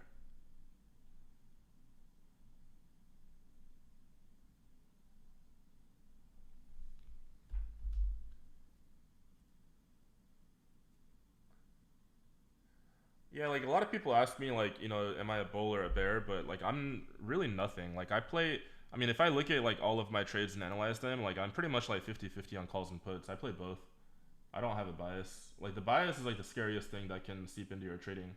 Like you never want to have a perma bias on anything. No, we don't share the Trinity live every day. Nobody really does. We just like to do commentary live so that we can teach people. Yeah, if you want more than 5 dark pools, then go ahead and create a feature request in the portal, and you can go ahead and do that. Yeah, so for those that are members, what you could do is you can go here. There's something called portal here, and if you click into this, then you can go ahead and leave a feature request of what you want. Our team is always looking at this when we determine like what feature to prioritize next. All right, SPY tickled the dark pool, the $4 billion print so far.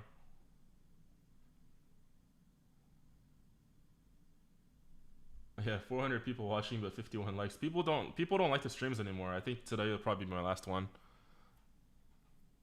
Yeah, a lot of people said they come here to learn, but doesn't seem like it.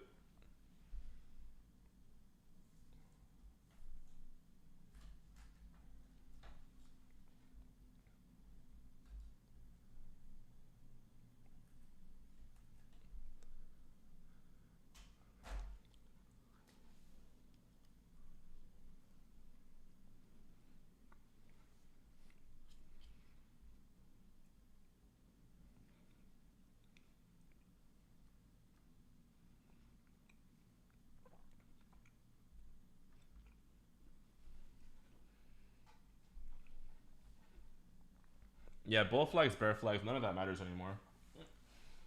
And price doesn't really move off of patterns anymore. They move off of dealer mechanics and Greeks.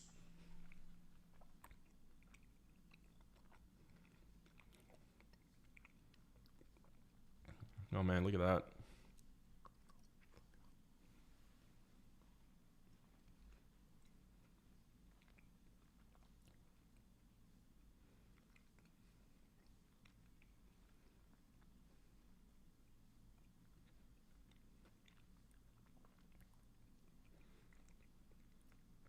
No, the entry wasn't above 71250. Like, I don't trade breakouts. Your entry would have been like right here. Like when I closed out my puts earlier, as we were approaching a 735, that probably would have been your entry for a breakout. Like you would have had to front run it. But yeah, the fourth test at a level, there's a very high likelihood that it's going to break, because the third attempt, which is a triple top, is only a 33% chance of rejecting, which means the chance of it breaking through is going to be 66%. Imagine the fourth attempt. It's probably like 15% chance of rejecting and like a much higher chance of breaking through, right?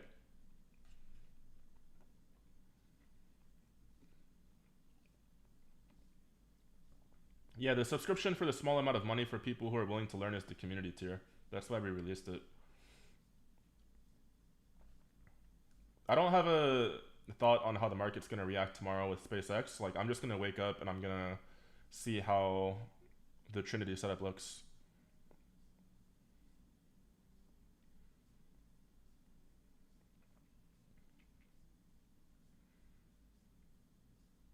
Wait, a line? I mean, the line I have is from today. Like it was the high of day from today.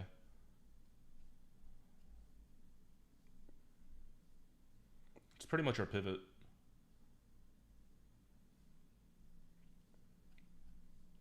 I mean, let's see. Like I rarely fade just a naked dark pool print. Like if we had a little bit more confluence here to reject it, like I would probably play it, but it's literally in the middle of nowhere, so we'll have to see what it does. You know, 738 is like huge though, but that's also a reverse rug setup, which could potentially send to 740. So just be careful.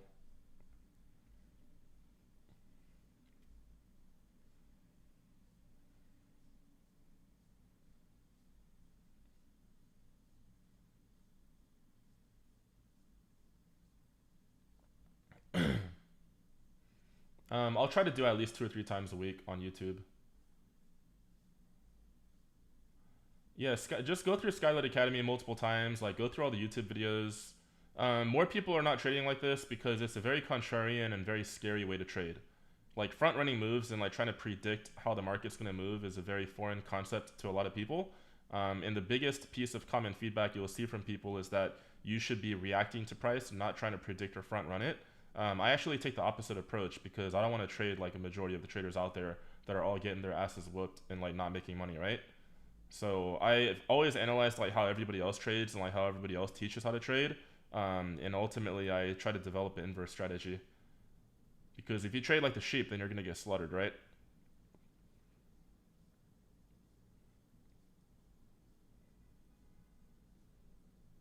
And like, sure, you're still gonna. I mean, despite me having a 100% win rate today, like I'm still gonna have losing trades, right? And having a losing trade doesn't mean that my strategy is wrong. Like it just means I took a losing trade and it didn't work out in my favor. It's all based on probabilities.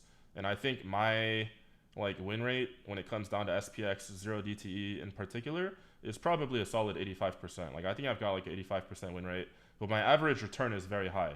Like my average, I mean, even today, like two of them went 100%, one of them went 75%. Like that means your average win is like 80% or like 85%, right? Like that's better than any person you'll find on Alertsify.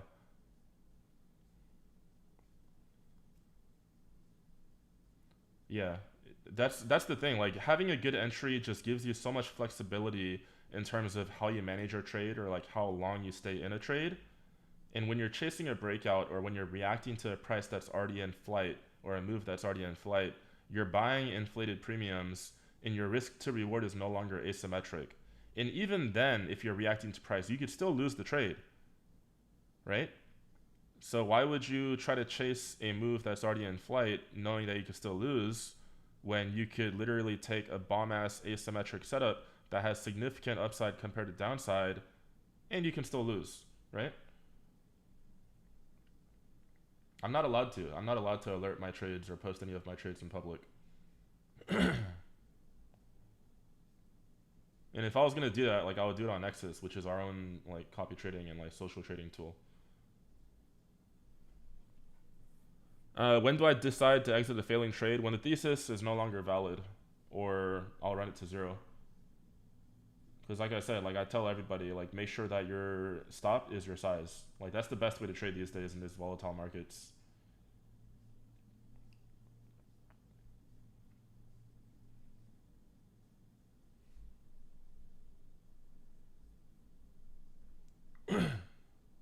Why were you in puts? Trump's tweets massacred your puts. You should not be in puts when SPY is approaching 725 if you have Heatseeker. There was a clear floor there literally all day.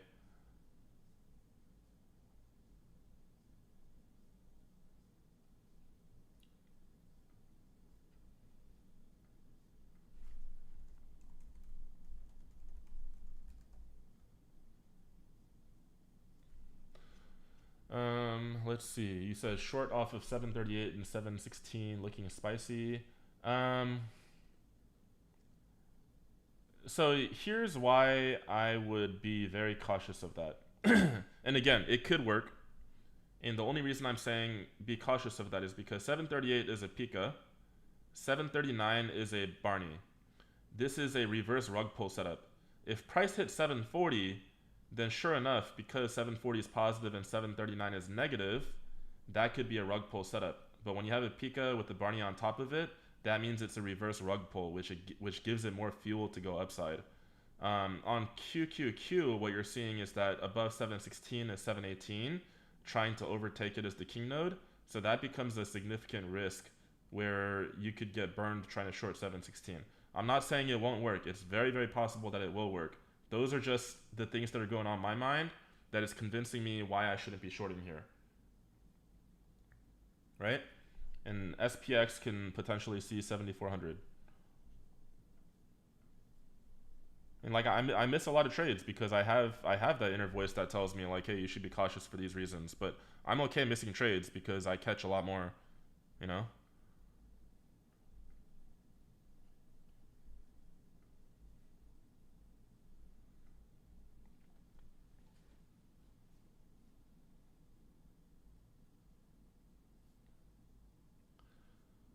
When we're in a trending environment, I'll probably expose like 20% of my portfolio in swing trades, and I'll do scalps and day trades throughout the day as well. Right now, I'm just very, very light on swings, and most of it is day trading. Yeah, the risk to reward for calls is not really there. I mean, if anybody's taking like more than 3 or 4 trades a day, then they're probably over trading. Like I already took 4 trades today, and like I'm pretty much at my limit, and like I won every single one of it, and I'm green, and I'm fine with that. I don't need to take every single trade. Like a lot of you would probably make a lot more money if you were just more patient and more selective with regards to what trades you're taking. But most of you are so worried about the missed opportunities that you're not catching the next one.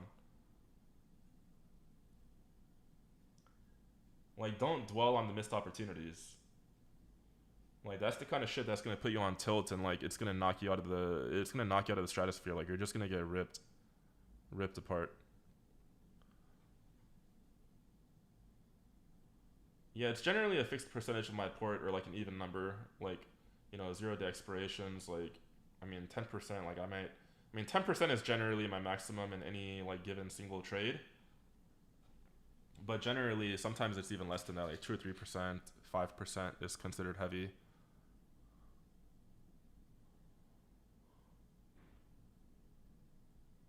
Yeah, so earlier people were saying they wanted to short at 738. The reason why I said it's risky is because it's a reverse rug that could keep on going higher. Let's just see what happens. I mean, QQQ is at 716 right now as well, so they could potentially reject. If you really like wanted to play shorts, like the only real way to play it is by scaling into like a really really small size right now. And if it hits 718 on QQQ, like you would scale in more, like 2/3 more or something like that. Like that's the only way I would trade if I like absolutely must take puts right now. Man, Ryan Dixon bought Atlas 30 minutes ago and you've already made all your money back. Good shit, dude. Congrats. Just take your time though, man. Take your time because like first you learn and then you earn. Like that's what I tell everybody. Like don't just jump in like think this is a infinite money hack and glitch and like think you could get it from day one. Like there's so many different intricacies and nuances in terms of like how you read these levels and like how you read these potential setups, and like that's what makes it good. It's like if you put in the time, like you're gonna be rewarded. Like I know somebody in the past 3 months, like they literally made 1.5 million dollars off of like 500K, I think. There we go. That's. Did I say we're gonna get a fucking reverse rug pull or not? Did Mr. Glitchy here call that shit or not? Look at that. Right? Yeah, we got fucking fake data. Get the fuck out of here. Like, there's no other tool that's gonna show you that exact same setup as the reverse rug right there.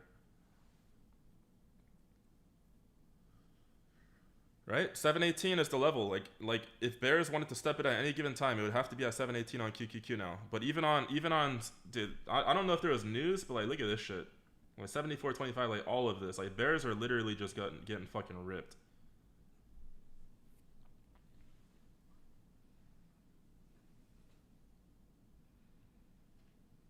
That was nasty.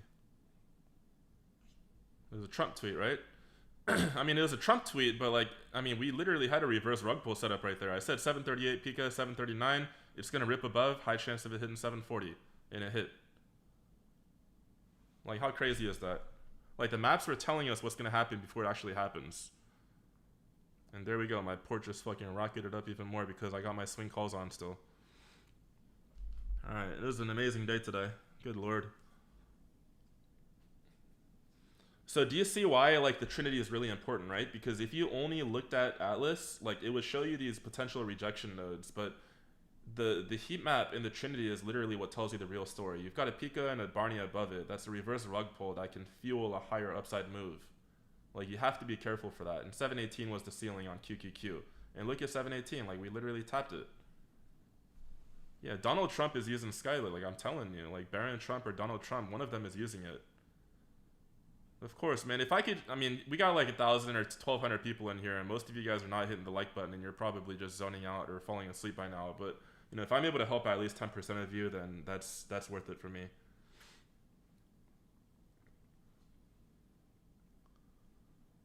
Right? That shit's crazy. Crazy, crazy, crazy. Never fade a reverse rug pull setup. That shit will fucking rip you apart. That shit will literally rip you apart. Yep. I like it. Like it's good. You guys are making your own decisions just based off the insights and the analysis. Like I actually didn't play calls because it just completely goes against how I usually trade. But if you made money on it, then that's great. You know. I think the only good short at this point is if we hit 74.20 and 74.25 stack on SPX. Like if we're not getting there, like there's nothing to short. Like everything was just reverse rugging up there.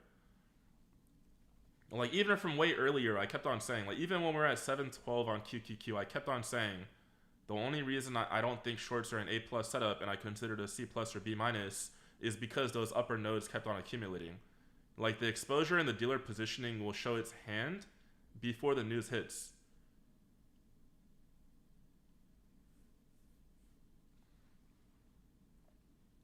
Yeah, that shit's fucking crazy, man. It's like, that's why I say, like, just being prepared is gonna expand your surface area for luck, and news is gonna hit like that, and you're gonna hit a fucking banger.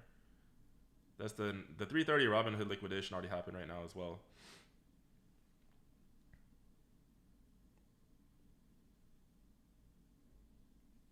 Yeah, I mean we had calls off of 725 on SPY earlier. I sold those way early too. That's crazy.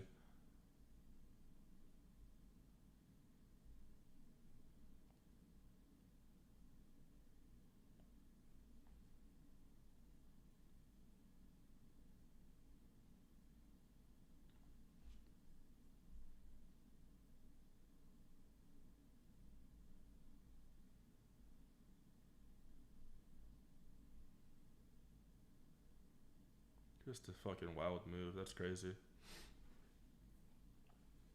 I mean, I can't commit to being live every day, but I'll try to come on live as often as I can.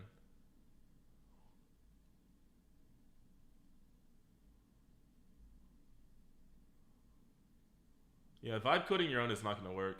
Dude, I spend over 100K on cloud costs alone to process the data in the way that we process it. Yeah, I could try to save the live. I don't know. If I publish this live and the SEC gets a hold of it, like we might be in big trouble. So I'm going to have to think it through. Because like we're literally front running like news at this point. Like we're literally able to front run moves just on how the dealers are changing their exposure and their positioning, right?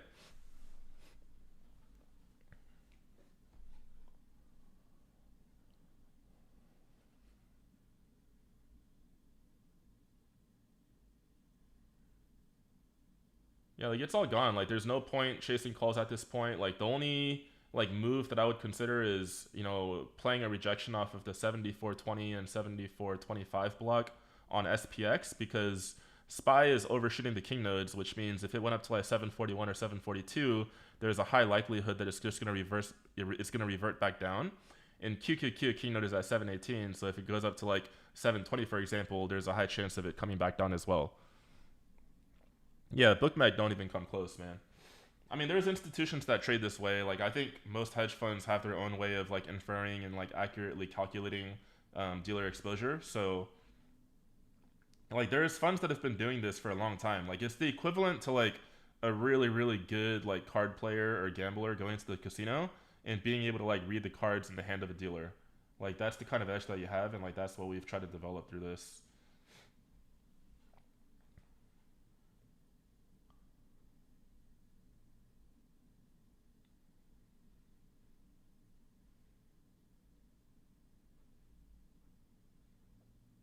I know SEC is about to cancel us at this point. This shit's crazy. Good lordy. What a day. There's so many people like people that don't have access to this data or that are doubting this data.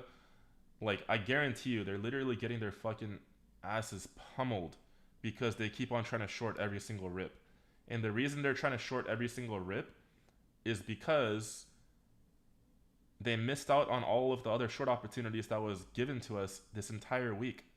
So they're FOMOing and like they're like, damn, like I missed it, I'm gonna catch it today. And like they're trying the same playbook today that worked in the past 3 to 4 days.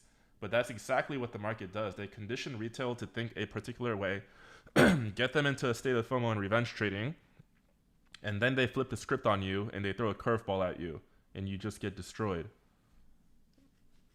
Blue does not mean going to purple. If you need to go read the BCCHN. Like I don't know if you're a member of Skylit or not, but if you are, please go read. Like you have a lot of documentation to read. Blue does not mean it's going to purple.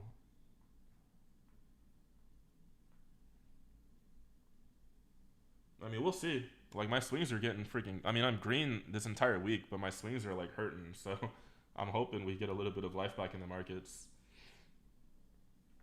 Yeah, if you join Owls, you'll get access to the Heatseeker bot every Tuesday and Friday. They do free trials on Tuesdays and Fridays for the Heatseeker bot. Unusual Whales has had Gex for years. They've had it for like 5+ years now. And the reason I developed Skylit is because nothing was accurate and nothing was working. And I finally found something that works. So there's 718 rejection right there so far. Owls is just a partner server of ours that does a lot of alerting. So the QQQ heat map is a purple background because there's a very, very major positive node on the map. So if it's a very positive regime, like it'll show you a darker purple background. And if it's a very negative regime, like, you know, Spy for example, it'll show you a very light background. So it's all meant for the purpose of contrast, so it's easier to see and think. No, we don't use Massive for data. Yeah, we go direct to the exchanges. So one thing to note is that if you want to commercially distribute data, or even if you want to do for non-display purposes, you have to pay like 10 times the amount of a developer API access key from like Massive or, you know, Theta Data or Data Bento or stuff like that. Look at that. That's a clean rejection off 718.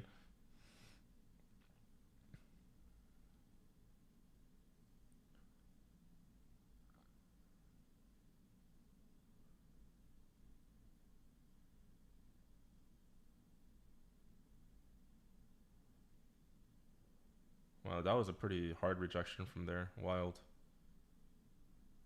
Nice. Yeah, SPX didn't quite get up to where I wanted it to get to. Like, I would have wanted. I mean, we would have had to at least see 74.15, but it topped out at like 74.13. And it did because it's rejecting the 718 QQQ node right now.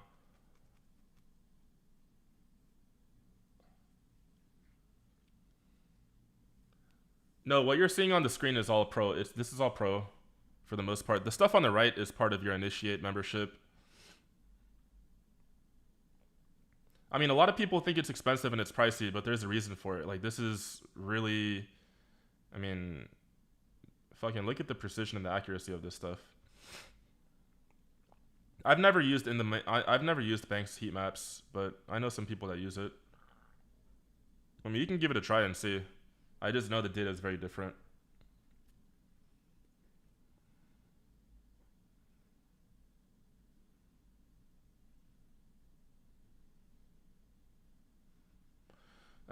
Would I be comfortable swinging calls here, or would I cut heavy? Let me just take a look at what everything's looking like. So you want to pretty much look and draw out what your major pivots are looking like, right?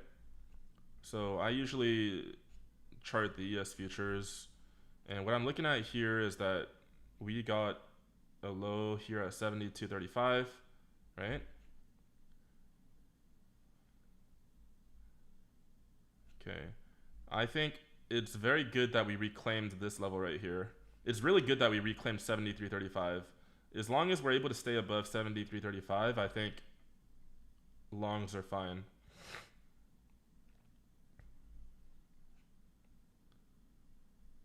Yeah, 73.55 is like your line in the sand. Like, you ideally want price to stay above that. And it seems like we've already broken above it, back tested it on the 15-minute, and we keep on rocketing from here. So that's generally a good sign for the bulls. I was telling people and I was warning people, like, if you follow my X account, like, the thing that I was saying is that amateur bears are going to get hammered.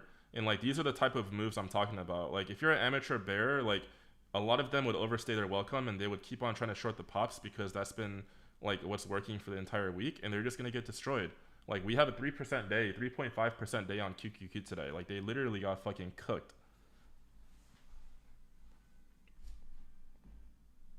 Like, this is just market psychology and market mechanics. Like, it's literally how it works. Yeah, if you get Atlas, you get heat map. I mean, if you get the pro plan, you get everything. Like, pro is everything. Like, you could just see it here. You can see what the pro, initiate, and community. Just check this site. BCCHN is the that's the user. I told the user BCCHN to read the docs.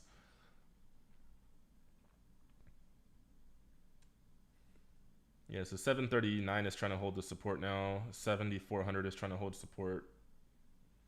Like everything is just rolling up. Like the floors have just been rolling up all day.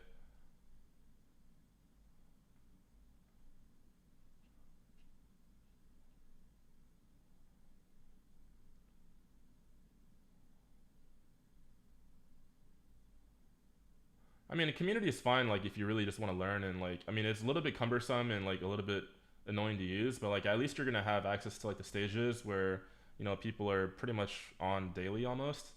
Um, I mean, but if you're trading the 1K account by choice, then it's fine. But like if 1K is all you have to your name, then I mean, I wouldn't want to be accountable for that. Like 1K is a very small size portfolio to be trading. Like I usually tell people to try to collect up to like 10K or 15K. It's a lot easier.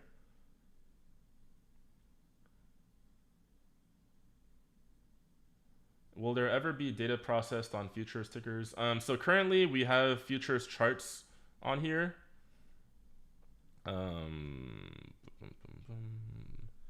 Yeah, so we have like ES. Actually, let me see.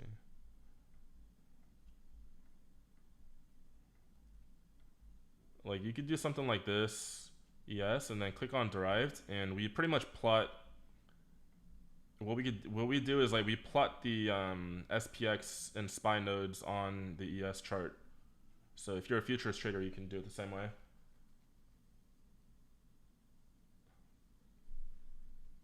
And then we also have NQ right here as well.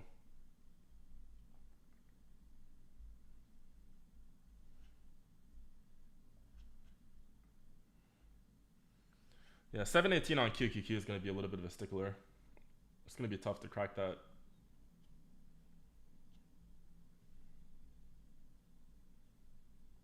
No, I think they might just try to. I mean, honestly, I feel like they're just trying to pin it right now at 739 SPY and 718 QQQ. No, you don't have to be sorry. Like, just hit us BCCHN. If you're in Asgard, just hit up, like, go to the new to Skylit channel, and there's gonna be a lot of like resources for you to read up on, and it'll probably give you like a much better foundation to start working off of. Do we have an expiry selector or a date range setting? Yeah, for that one, what you could do is you can use current plus next n, and that will pretty much tell you like how many expirations you want to aggregate. I usually just use current though when I'm day trading. For the broker APIs, we'll probably start with like Webull and Thinkorswim. I don't think Robinhood has a trade execution API.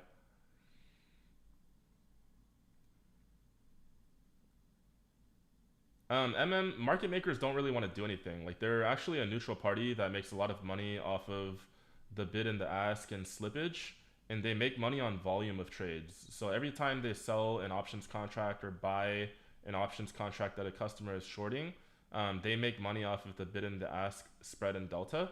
So they care about high frequency and like high volume, and that's how they make their money. They actually don't quite really make money on directional trades. Like players and gamblers are directional traders, but like a market dealer does not really care about direction. Like they just care about volume, and ultimately like data, I guess. Yeah, it becomes. I mean, the more money you have, the easier trading becomes. But at the same time, like you have no business trading a 100K account if you can't be profitable on a 10K account. But a 1K account is a very, very difficult to trade, especially if that's all the money you have to your name. All right, nice little drop there towards 715 so far. All right, floors on SPX are being established at 73.90 and 73.85. Oh, that 718 rejection actually paid pretty well. Not too bad. I guess because SPY had the rug pull at 740 and 739. I didn't catch that earlier. I was too busy reading the comments. Yeah, 1K is just psychologically very difficult.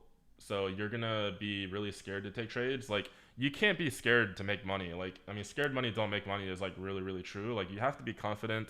And if you're scared while you're in a trade, that means you're sized too large.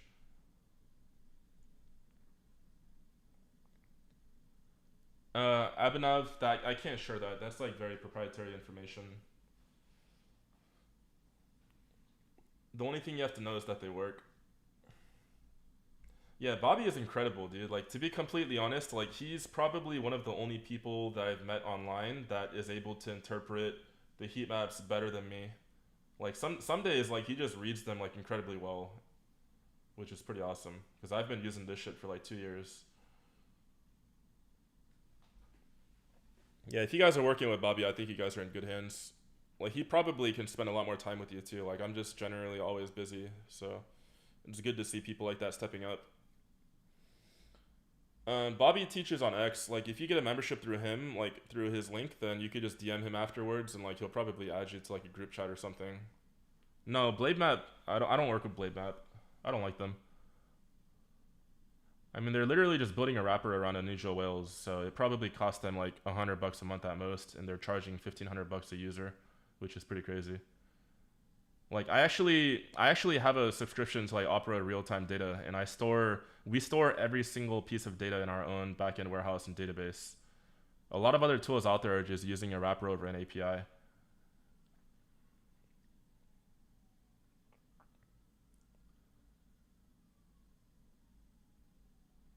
1 p.m. drop towards 7:25 on the triple Pika. Are you talking about the 7:30 rejection? I was probably eating lunch. I knew the 7:30 was gonna reject, but I was eating lunch. Unusual whales is good for flow, but like I don't think they've been very innovative in the past 5 years that I've seen them, which is why we developed Skylit. Like a lot of these trading tools, like they started and they had a good foundation and like they were providing value, but they were not very forward thinking and they weren't as innovative as I thought they needed to be in order for retail to truly have an edge. Like that's the most important. Like if you want retail to have an edge, like you got to think outside the box and you have to build like actual institutional grade tooling, like not just treat it as a hobby. Like I literally treat Skylit as like a $1 billion company because I know one day it will become if we actually solve for the mission that we're going after. Yeah, everybody copies my X posts and they copy my product and my features as well, but that's all they can copy. Yeah, EMA clouds. Yeah, we're gonna have to build out like an indicator engine on Atlas, and we'll be working on that this summer.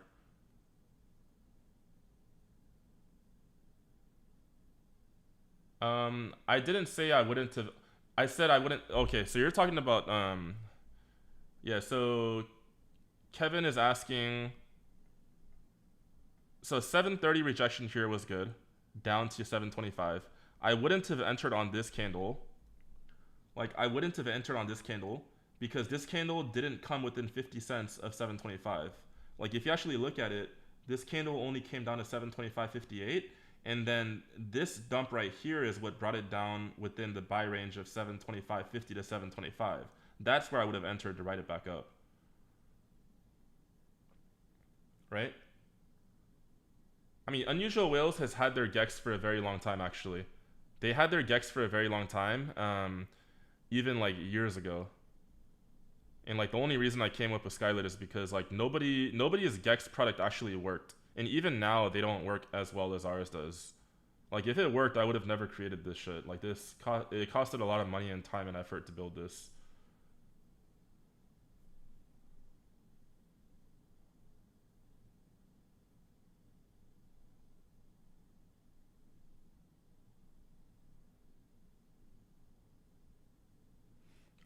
Momentum breakout traders are okay. I used to be a momentum breakout trader. I was just very, very bad at it because I was not necessarily able to get the timing right in terms of when I should be buying and like when I should be selling. Like I'm primarily a reversal trader because I just like to arbitrage like really, really good asymmetric risk to reward setups. But that doesn't mean like momentum breakout traders are bad. Like I know some that are really, really good. Um, Let me actually think in terms of momentum. Like Sean trades and like Rems trades are like really really good at momentum breakout trading. It's just not something that really works with my strategy. There's proprietary algorithms and proprietary inference models that are built into Skylit. Yeah, I mean everybody's gonna say what they have is just as good as heat maps, but there's a reason why a lot of these people that pay like $40 to $50 a month are willing to pay 10 times more for our product. When it comes down to trading and when you're putting like 50K on the line or 100K on the line per trade or like even 5K on the line for trades, like you want to use the highest quality product you can get. Yeah, Rems is probably one of the best breakout traders I know and like one of the best momentum traders I know. Like I will look at his trades that he's taken and like if I look at the chart I'm like, yeah, I'm not taking that, and then freaking shit blows up and goes like 500% the next day. Like it's literally crazy. Yeah, I mean, in the down market, like he'll trade puts. Like I saw him trade SNDK puts and like MicroStrategy puts. So what he's really good at is he's good at finding relative strength in a strong market, and he's really good at finding relative weakness in a weak market. So even in the down market, like he played MicroStrategy puts and like SNDK puts, and like I mean, I think they worked out pretty well. So I think there's some kind of like saucer magic that he utilizes that helps him identify like what trades to play momentum on. But that's just not something that's in my tool belt. All right, so Spy bounced perfectly off the Darkpool Prince. That was defended pretty well, which is interesting. So I wonder if that's like a big whale that bought and they just want to defend that level. But more than that, earlier what I was saying is that the SPX levels were rolling down to 73.90 and 73.85, and we had a perfect bounce off of 73.85. This late in the day, one of these bounces, like if you get like a 10-point bounce like this, that's probably a quick 70 to 100% trade. The later in the day you are, the more rapid the shuffling is going to become. So in the last 30 minutes, you have to be very, very careful if you're trading like gamma in terms of the data. And also, the contract premiums fluctuate really, really fast. Like you could be down 50% on a trade within a single candle. So what I always suggest in the last hour or last 30 minutes is to size down even more than you usually would. Like you could literally blow like 50K in the blink of an eye in the past, like in like the next 10 minutes. Like it's super quick. So you have to just be very, very careful. The Trinity is just 0 DTE only, correct?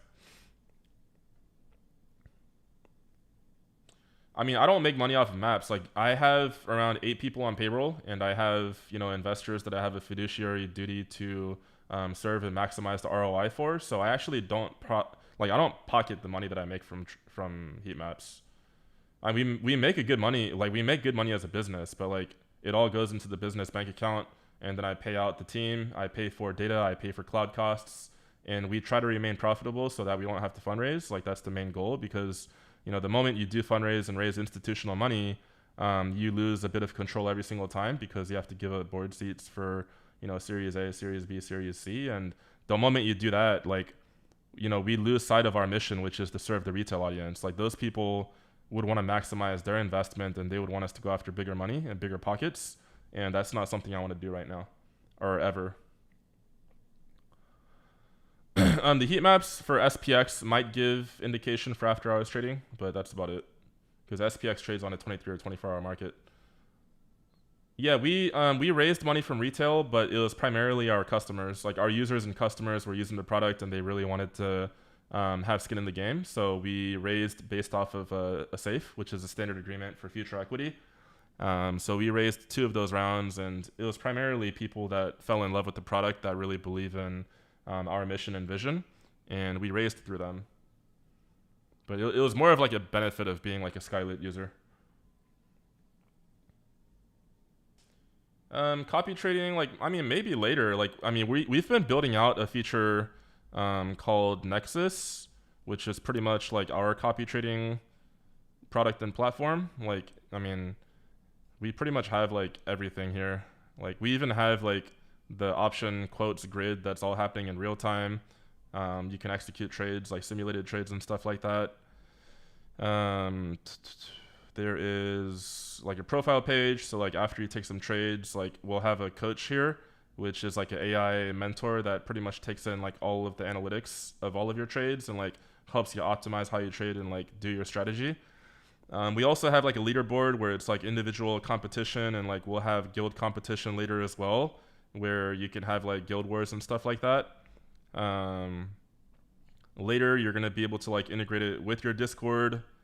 A lot of different stuff that we're doing. Like you'll be able to build like a 5-man team to do like guild wars or like server wars or stuff like that. There's a lot of stuff that we've been building that hasn't been released yet, because there's just so many different things to prioritize, and like we're mainly working on the parts that will truly move the needle and the edge for people. But Nexus is going to continue. Like I'll continue working on Nexus eventually. I just think right now Agent Hub is a bigger priority. So once Agent Hub is released and it's out, I'll probably work on Nexus next, and then Nexus will become our agentic brokerage that will pretty much compete with like other brokerages that are out there.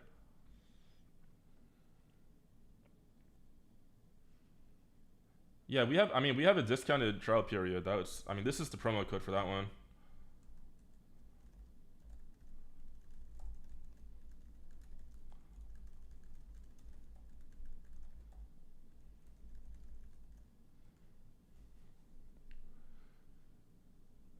The vertical bars on the bottom of the candle charts is our flow. That's all flow.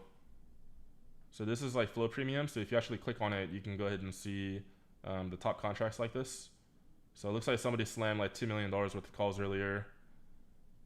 Like all of our products and features are like very, very tightly integrated. So you can see flow in DARKPOO from Atlas, and everything is like interwoven somehow. Yeah, for heat maps, understanding next few days, like I mainly just go to heat maps and like I zoom out to the Vex, and then I just see how things are looking from here.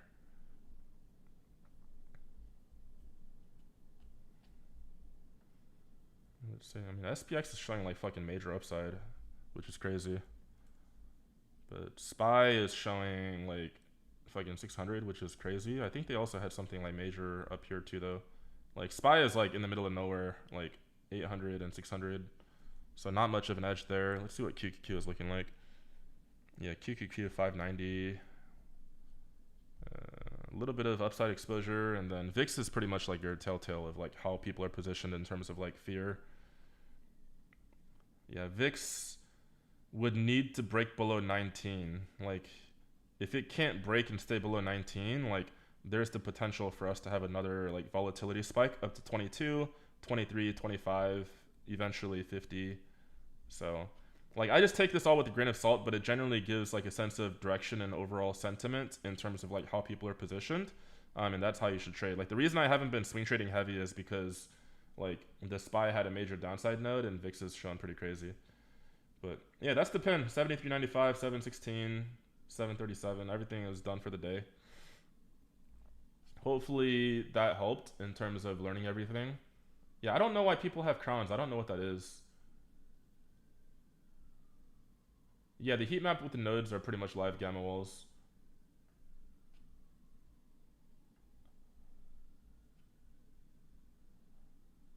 Yeah, Talon is pretty much our AI agent that will run throughout the entire platform that can help explain heat maps and explain and answer questions and everything.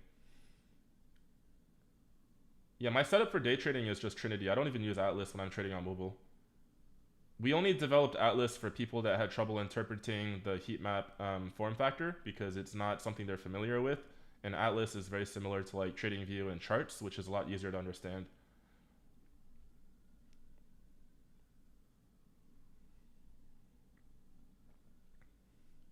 Yep, no problem. I'll talk to you later.